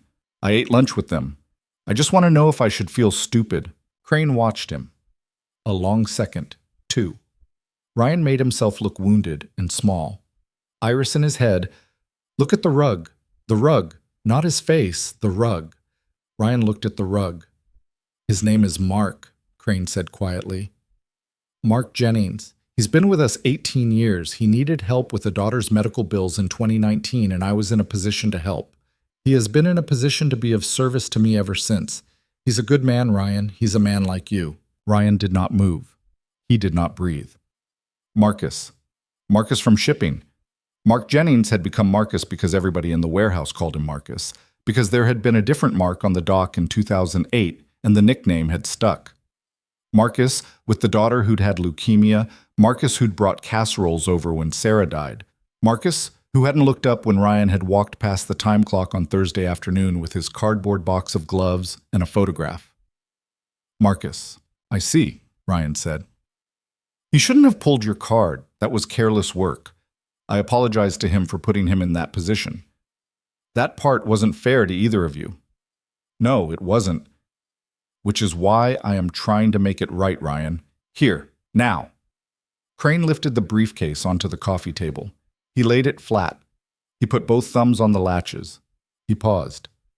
Do we have an understanding? Ryan looked at the briefcase. He looked at Crane. He looked at the briefcase again. Before you open that. Yes. The other 2, the ones you're protecting. I don't need their names. I want to know what I'm being quiet about. I want to know the shape of it, so I can sleep. Ryan, that's Mr. Crane. You're about to give me $100,000. I think I get to ask. Crane looked at him for a long moment. His eyes moved across Ryan's face slowly, and Ryan understood that he was being tested and that if he passed this test, he would never be able to unpass it. He held still. He let his hands sit loose on his knees. He let his face be the face of a tired man who had decided to do a thing he didn't like for his daughter. Audit, procurement, and a board member, Crane said finally. Nothing you'd recognize from a newspaper. Minor adjustments to reporting across a handful of regional contracts. That's all. The system is designed to absorb these kinds of adjustments without anyone being hurt. No one loses their job. No warehouse closes. No one goes hungry. It's a rounding error, Ryan. It just happens to be a rounding error that I am entitled to as a man who built this subsidiary into what it is today. Minor adjustments. Minor? How minor? Does the number really matter, Ryan? To me, it does. I want to know if I'm a $100,000 quiet man or $1 million one. Crane laughed. It was a low, genuine laugh, the laugh of a man enjoying himself. You're a $100,000 quiet man, Ryan. That's plenty. The whole thing is, let's say, somewhere upward of 80 million, over a few years, across several subsidiaries, nothing you'd ever see, nothing you'd ever touch. It's paperwork and offices you've never walked into. 80 million. Ryan didn't react. He didn't let himself react. He nodded once, slow, the way a tired man nods when somebody gives him a number he has decided to accept. Okay. Okay, Mr. Crane, open the briefcase. Crane flipped the latches. The briefcase opened. It was full of money in a way Ryan had only ever seen in movies. Neat white bank wrappers, stacks of $100 bills, arranged in 3 rows, 10 deep. The smell of new paper came out of it, faint and dry. Count it if you'd like. I trust you. You shouldn't. I'm trusting you today, Mr. Crane. Crane smiled. He closed the briefcase. He stood up. He buttoned his coat. He extended his hand. Ryan stood. He looked at the hand. He took it. Crane's grip was firm and dry. He held on a second longer than he needed to. Ryan, enjoy the money. Mr. Crane. Harlan. Mr. Crane, one question. Of course. Mark, is he going to be okay in all this? Crane smiled at him. The smile did not reach his eyes at all. Mark will be fine as long as Mark remembers who his friends are. The same, I would suggest, applies to you. I'll remember. Good man. Crane turned and walked to the door. He put his gloved hand on the knob. Then he paused, and he turned back, and he looked at Ryan with a different expression than any he had worn yet. Something almost fond, the look of a man admiring a younger man's potential. You know, Ryan, if things had gone differently, I might have kept you. Kept me. You have a face that says trustworthy. Faces like that are rare. I underestimated you in that file. I won't do it again. He opened the door. He stepped through it. The door clicked shut behind him. Ryan stood in the living room with $100,000 on his coffee table and a button on his shirt that had just captured every word, and for a long moment he didn't move. He listened to the sound of the town car door shutting downstairs. He listened to it pull away. He walked to the window. He watched the car turn at the light. His phone buzzed in his pocket. Celeste. We have him. Celeste. Ryan, we have him. Celeste. Open the door. Dan's coming up. Don't touch the briefcase. He let out a breath he'd been holding for what felt like a week. He sat down on the couch. Not on the briefcase side. The other side. He sat down and he put his face in his hands, and he did not cry, because that would come later. But his shoulders shook a little, and his whole body was trembling at the hands and the knees, and the apartment was very, very quiet around him. And somewhere down the hall his daughter was drawing a meerkat with Ruth at the kitchen table and humming to herself. Dan came up the stairs 2 at a time, and he was in the apartment before Ryan had fully lifted his face out of his hands. He didn't look at Ryan first. He looked at the briefcase. He put on a pair of thin white gloves from his coat pocket, and he opened a black canvas bag and he lifted the briefcase into it, handles and all, and zipped it shut. Then he looked at Ryan. You did good. I shook his hand. You did good, Ryan. I shook his hand and I smiled at him. You did good. Look at me. Dan knelt down in front of the couch, one knee on the carpet. He had grandfather eyes. You did the hardest part. It's over. We got every word. The briefcase is evidence. Your part is done. Marcus. I know. Marcus, Dan. Marcus Jennings. I went to his kid's birthday party. His kid had leukemia. He had leukemia and they beat it, and Marcus brought a sheet cake to the warehouse. He brought a sheet cake for her 10th birthday because she made it, and he cried in the break room, and I sat with him, Dan. I sat with him and told him. He stopped. And he's the one who pulled my card. Dan didn't try to fix it. He just let it be. That was the thing Ryan would remember about Dan Keene for the rest of his life. How the man understood that some things don't get fixed in the moment, they just get sat with. People do things when their kid is sick, Ryan. That's not a defense. It's an explanation. You're allowed to be broken about it and still do what has to be done. What has to be done? Your part's done, son. From here, you let Celeste work. You go hold your daughter. Ruth's already downstairs with her. We're going to move you tonight to a hotel for about 5 days. Not because anything's coming, because nothing's coming and Celeste wants to keep it that way. 5 days. Maybe 4. Then you come home. Ryan nodded. He didn't trust his voice. Dan put a hand on his shoulder, once, firmly, and stood up. Pack a bag, Dan said. Pack one for the little one, too. Bring the horse pajamas. Celeste worked through the weekend. Ryan didn't see most of it. He saw a hotel room with 2 queen beds and a window that looked out over the river, and he saw his daughter jumping on one of the beds like she'd never seen a hotel before, which she hadn't, and he saw Ruth ordering room service like a woman who had decided the answer to any question asked by a 7-year-old was yes, honey. What else? He saw Dan come and go. He saw the button shirt get taken away in a plastic evidence bag. He did not see the inside of Ardon Holdings, and he did not see Celeste, and he did not see the 36 federal attorneys who, it turned out, had been quietly moving pieces into position for longer than Celeste had let on. What Celeste had not told Ryan, could not have told Ryan until the tape existed, was that the federal side of this had been ready for almost 6 months. She had been working in parallel with a U.S. Attorney's office in Chicago since the spring, giving them enough to open a preliminary file but not enough to act. The missing piece had always been the same piece, a clean, direct, admissible recording of Harlan Crane saying the words himself, inside a room where he believed himself to be safe. Without that, any move against him would be years of litigation, and he'd be gone long before the paperwork caught up. With it, the whole thing could close in a weekend. It did close in a weekend. On Sunday at 4 a.m, federal agents knocked on Harlan Crane's door in Shaker Heights. His wife Patricia answered in a bathrobe. She did not argue. She did not cry. She said, "About time," and walked back upstairs.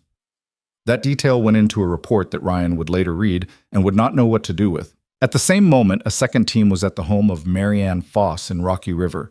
A third was at Peter Choi's house in Beechwood. By 6 a.m., Stellan Vickery was being picked up at a private airport in Lorain County, where he had been attempting to board a charter flight to the Cayman Islands with a carry-on bag containing, among other things, 3 bearer bonds and a dog. By 9 a.m., a Cleveland newspaper website had the first story up. By noon, it was national. By the evening news on Sunday, Harlan Crane's face was on every screen in the country above a chyron that used the phrase billion-dollar fraud, which was not quite accurate, but which was not a number anyone was going to quibble with on a Sunday. Ryan watched none of it. Ryan was at an indoor water park in Sandusky that Celeste had put him and Lily in because Celeste had said correctly that a 7-year-old girl who had just been shuffled into a hotel for reasons her dad wouldn't fully explain needed a water slide and a basket of chicken fingers more than she needed a briefing. Ryan stood in chest-deep water in an enormous heated pool while Lily shrieked down a yellow slide over and over and over, and he held his phone above the water, and he watched the news, and he thought about Sarah. He thought about what Sarah would have said if she could see him. Sarah had been a woman who did not mince words. Sarah would have said, "Ryan Hale, you are not a spy. What in the hell are you doing?" And then she would have kissed his temple and said, "Good job, though." The phone buzzed. Celeste. "Are you okay?" Ryan. "Lily's at a water slide." Celeste. "That wasn't my question." Ryan. "I know." Ryan. "Ask me tomorrow." Celeste. "Okay." Celeste. "Ryan, thank you." Ryan. "Don't." Celeste. "I have to. Let me." He didn't answer that one. He put the phone in the plastic bag Ruth had given him, and he waded across the pool to catch his daughter at the bottom of the slide for the 19th time. On Monday, Marcus Jennings walked into a police station in Akron with a folder under his arm and asked to speak to someone about a man named Harlan Crane. He had not been arrested. He had not been charged.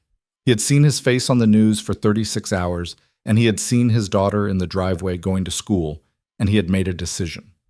The folder contained 7 years of photocopied documents, dates, signed receiving forms, internal emails, and a handwritten account of every time he had pulled Ryan Hale's keycard data on the instructions of his supervisor. It was a confession. It was a complete, unforced confession, written at a kitchen table in the middle of the night by a man who had stopped sleeping. The Akron police called the FBI. The FBI put Marcus in a room. He cooperated. He gave up everything he had, which was more than anyone had expected, because Marcus Jennings had spent 18 years in warehouse logistics, and he had saved everything, the way warehouse men saved things, because in warehouse work, the man who can prove what happened is the man who keeps the job. Ryan learned this on Tuesday afternoon when Celeste called him on a real phone, voice only, from her office. Marcus turned himself in. He was sitting on the edge of the hotel bed. Lily was with Ruth in the hallway, picking a vending machine snack. He'd been watching them through the cracked door. When? Yesterday morning, he walked into a station in Akron. He had a folder. Ryan, it's everything. It's every time they used you. Every instruction, every timestamp manipulation. Names of 2 other warehouse workers in other facilities who were set up the same way you were over the last 5 years. Men who took the severance and went quiet because they couldn't afford not to. Their names are going back into clean HR files this week, with back pay, with interest. He didn't know what to say. Celeste. Yeah. Is he in jail? He's going to serve time, probably 4 years. Maybe less with cooperation. His lawyer's already working on it. Is his daughter? His daughter's fine. His wife is a wreck.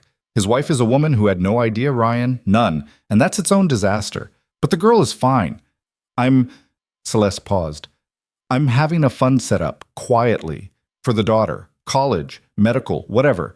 It's not a reward for Marcus. It's that a 10-year-old girl who beat cancer doesn't get to lose her dad and her future in the same month because her father made a bad choice in a hospital waiting room in 2019. Ryan closed his eyes. You're a good person, Celeste. I'm not. I'm a woman who doesn't want a kid to pay for an adult's mistakes.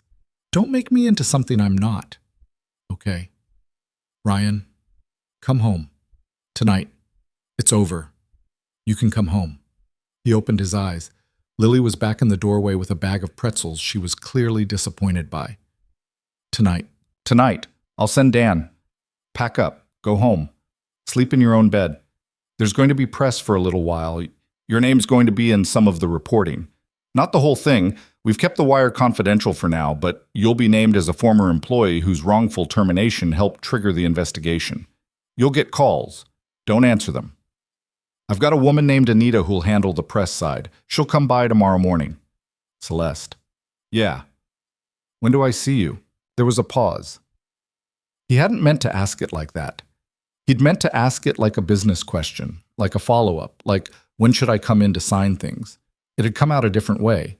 He heard it come out a different way. So did she. Soon, she said. Okay. Ryan? Yeah. I'll be at your apartment Thursday morning, 9, if you want. I want. Okay. She hung up. He came home that night. The apartment smelled the same. The couch still had the strawberry jam stain in the corner cushion. Lily walked through the door and said, "It looks different." And Ryan said, "It looks the same, baby." And she said, "No, it looks different." And he understood what she meant without being able to put it into words. Something in the walls had shifted. A thing had happened in this apartment that was now part of the apartment. Mrs. Alvarez came across the hall with a pot of arroz con pollo before the door was fully closed. She did not ask any questions. She kissed Ryan on both cheeks, which she had never done in 9 years. Then she kissed Lily on the top of her head and she left the pot on the stove. Ryan tucked Lily in. She was half asleep before he finished pulling up the comforter. "Daddy?" "Yeah, Bug. Are you done?" "Yeah." Done. Done. Okay. He sat on her bed until she was asleep. Then he sat there a little longer. Then he went into the kitchen and he ate arroz con pollo standing up at the counter in the dark with the light from the street lamp coming in through the window, and he cried. He hadn't cried in 5 years. He cried for about 3 minutes and then he was done, and he washed the plate and he went to bed. On Thursday morning at 9 o'clock exactly, Celeste knocked on his door. She was alone. No Dan, no SUVs on the curb. She was wearing jeans and a heavy cream sweater, and her hair was down, and she was holding 2 paper cups of coffee from the place on the corner that Ryan liked. Hi. Hi. Lily at school. Yeah. Can I come in? Yeah. She came in. She handed him a coffee.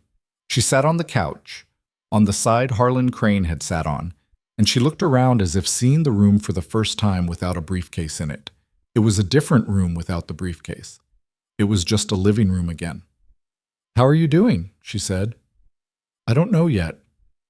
That's the right answer. How are you doing? She laughed a little. I don't know yet either. He sat down in the chair. He wrapped both hands around the coffee. It was hot. It was good. Celeste. Yeah. Why are you really here? She looked at him.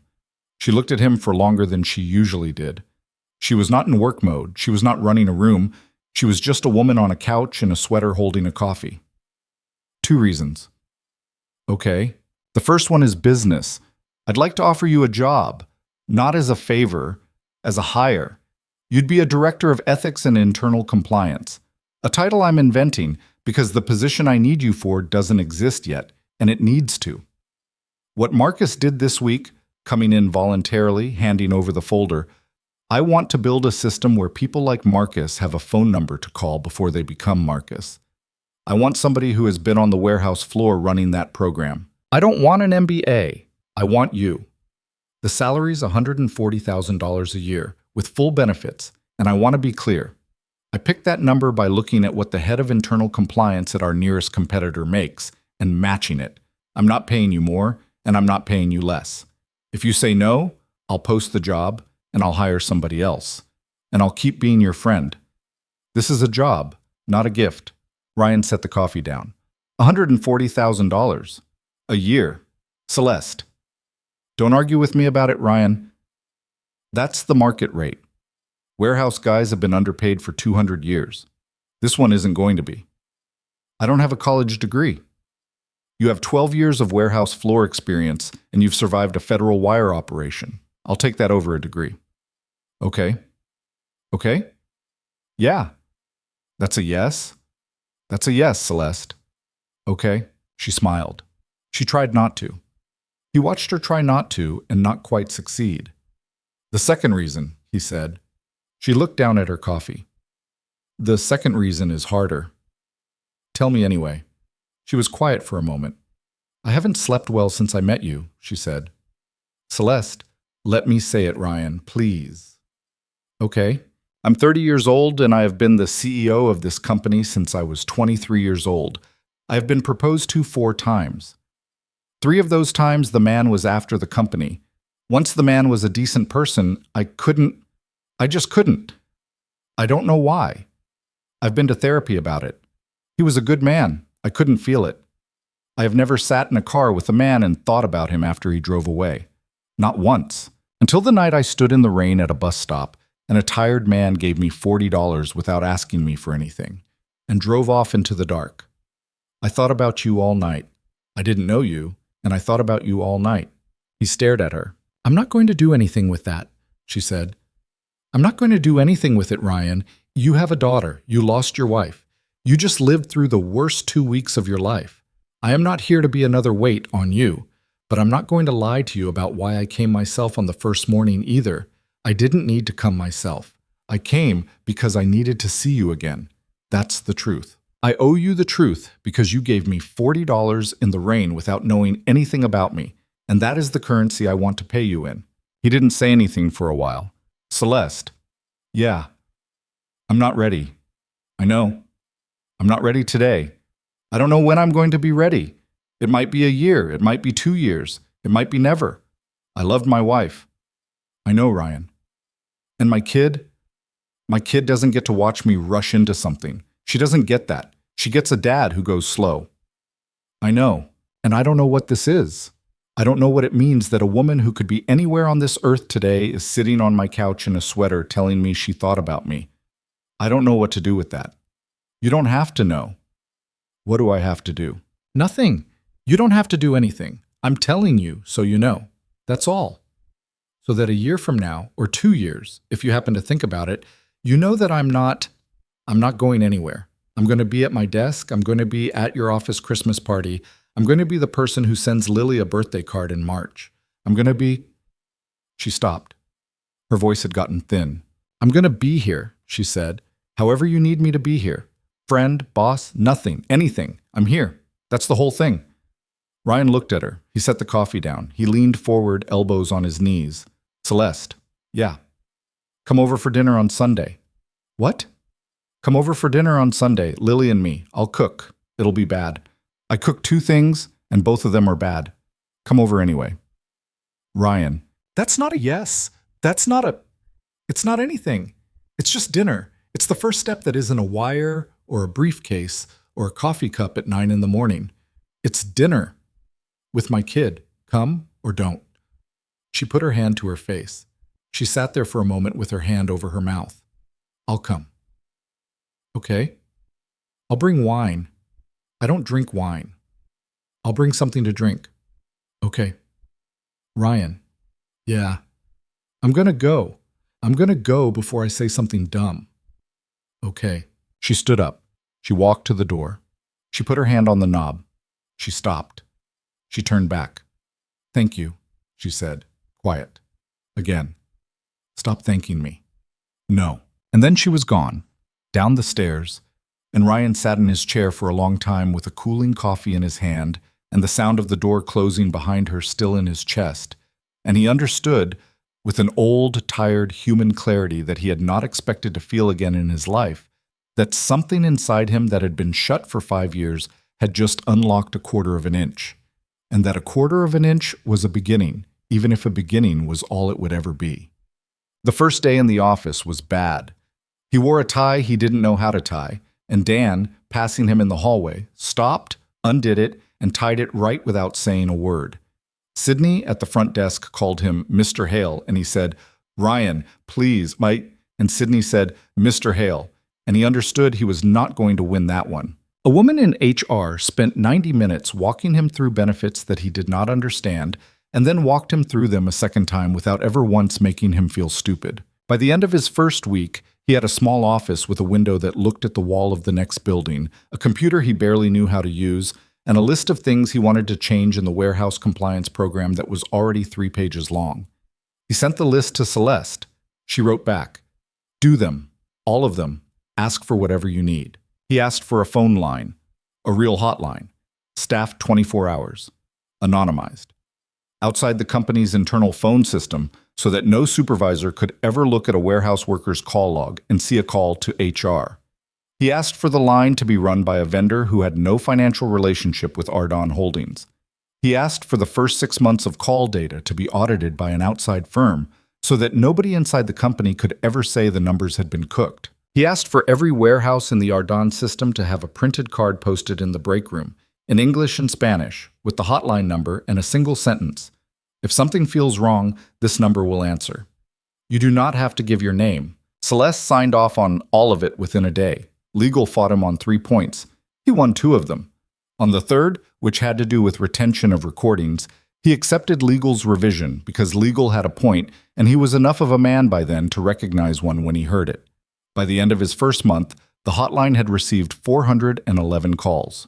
Most of them were nothing: a supervisor yelling, a restroom with a broken lock, a policy on safety glasses that was inconsistently enforced, small things, worker things, the daily sediment of a big company. 9 of them were not nothing.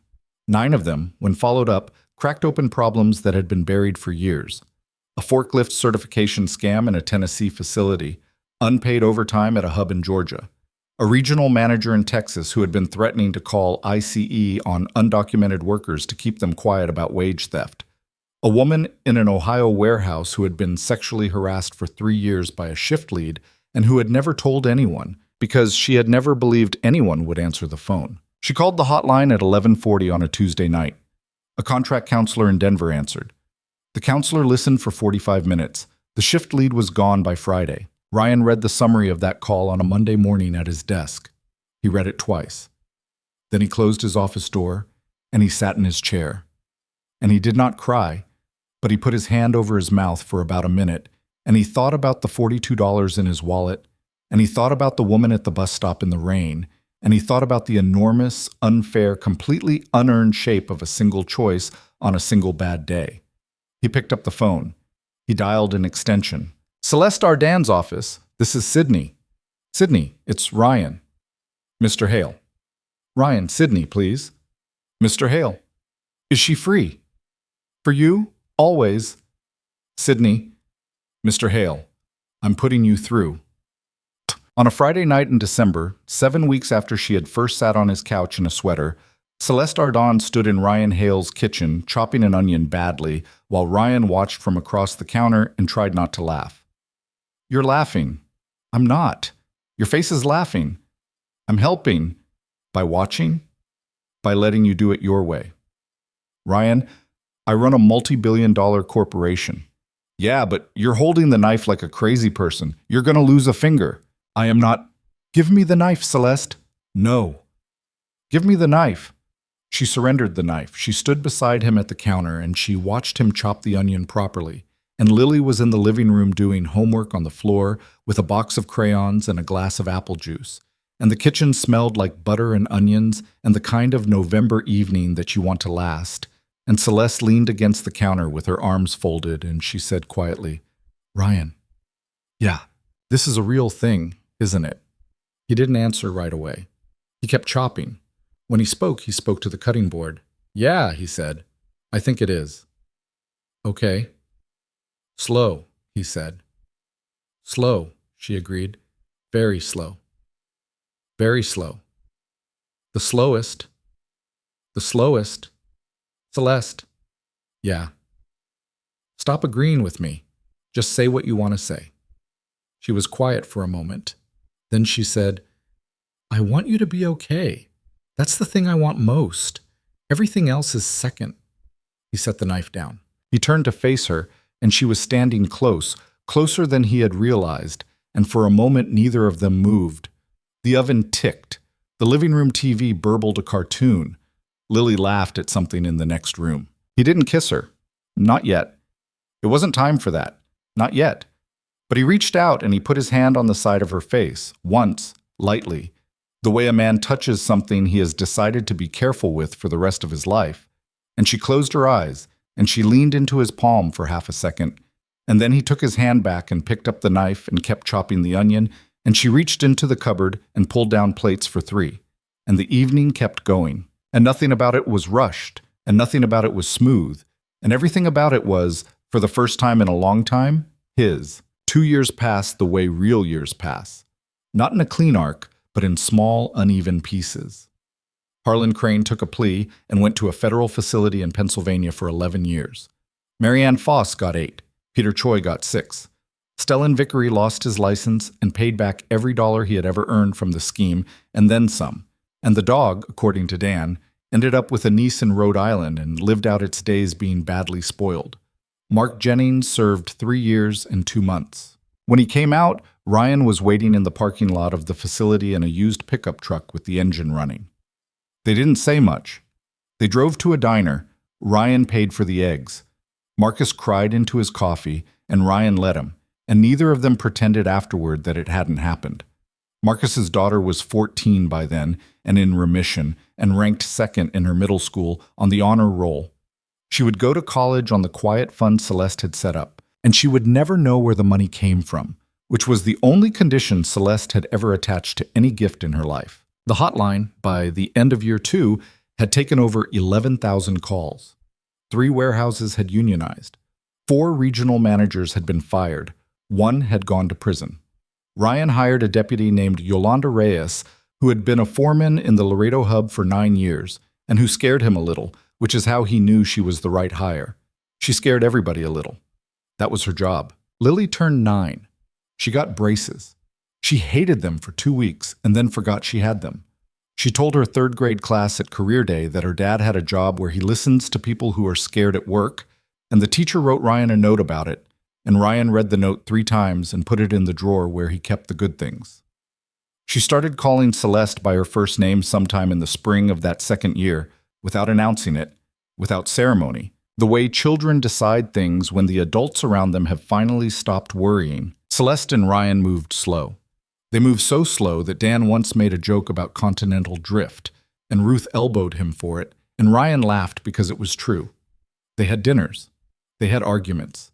They had one bad week in August of the first year where Ryan shut down about something to do with Sarah, and Celeste gave him space until he came back, and she didn't punish him for having gone. They had a week in February where Celeste's grandmother died, and Ryan drove her to upstate New York and sat in the back row of the memorial and held her hand on the drive home without saying anything for 4 hours, all the way down I-90, and that was the drive Celeste would later say had told her everything she already knew. He proposed in the kitchen. No ring yet because he wanted her to pick it. No speech because he wasn't a speech man. He was chopping an onion. She was leaning against the counter.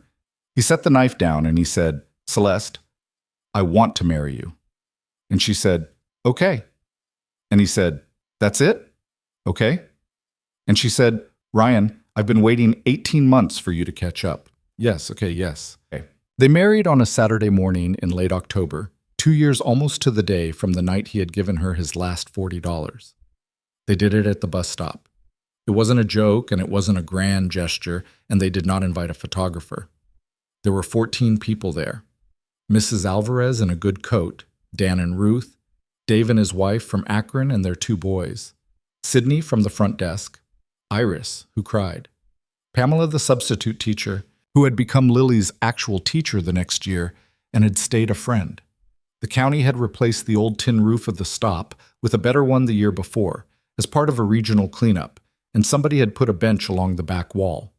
Ryan had bought flowers at a grocery store that morning, and Lily had arranged them in 2 mason jars and placed them on the bench. Celeste wore a cream-colored dress that was not a wedding dress.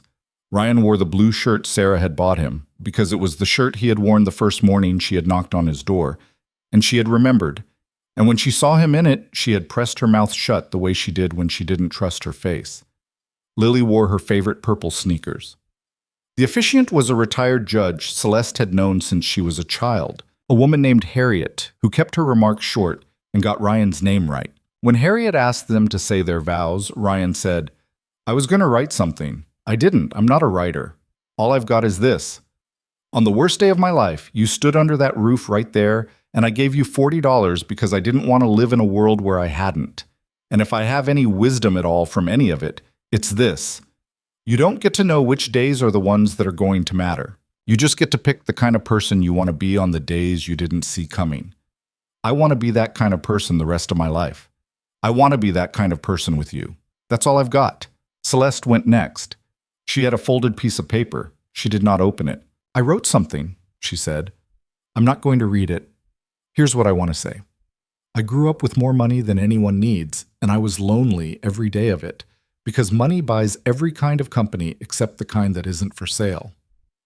And then one night I stood in the rain, and a tired man with a daughter gave me the last $40 he had, and he drove away without looking back.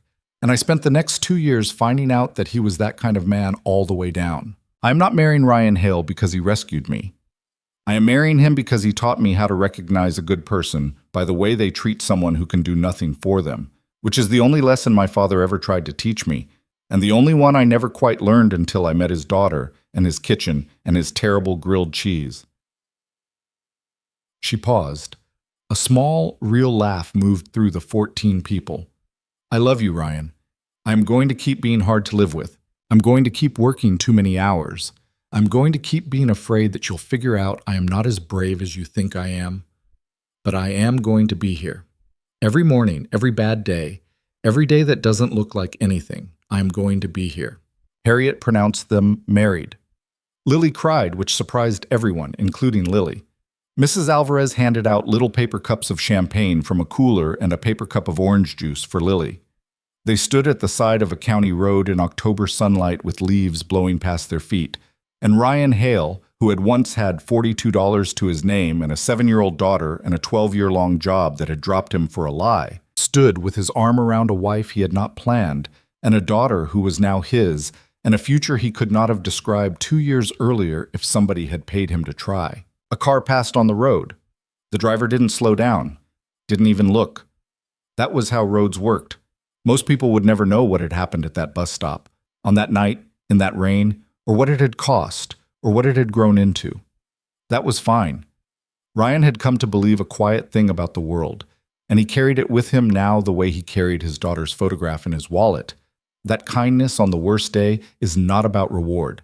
It is not a loan. It is not a bet placed on the universe to pay you back later. It is a thing you do because you want to be the kind of person who does it, on a road where no one is watching, for a stranger you will never see again. Most of the time, that is the whole story. Most of the time, you go home $40 poorer, and you never know. But sometimes, once in a life, maybe, if you are very lucky and very stubborn and very tired, somebody sees you do it and remembers and comes back. And even then, the reason you did it has to be the same.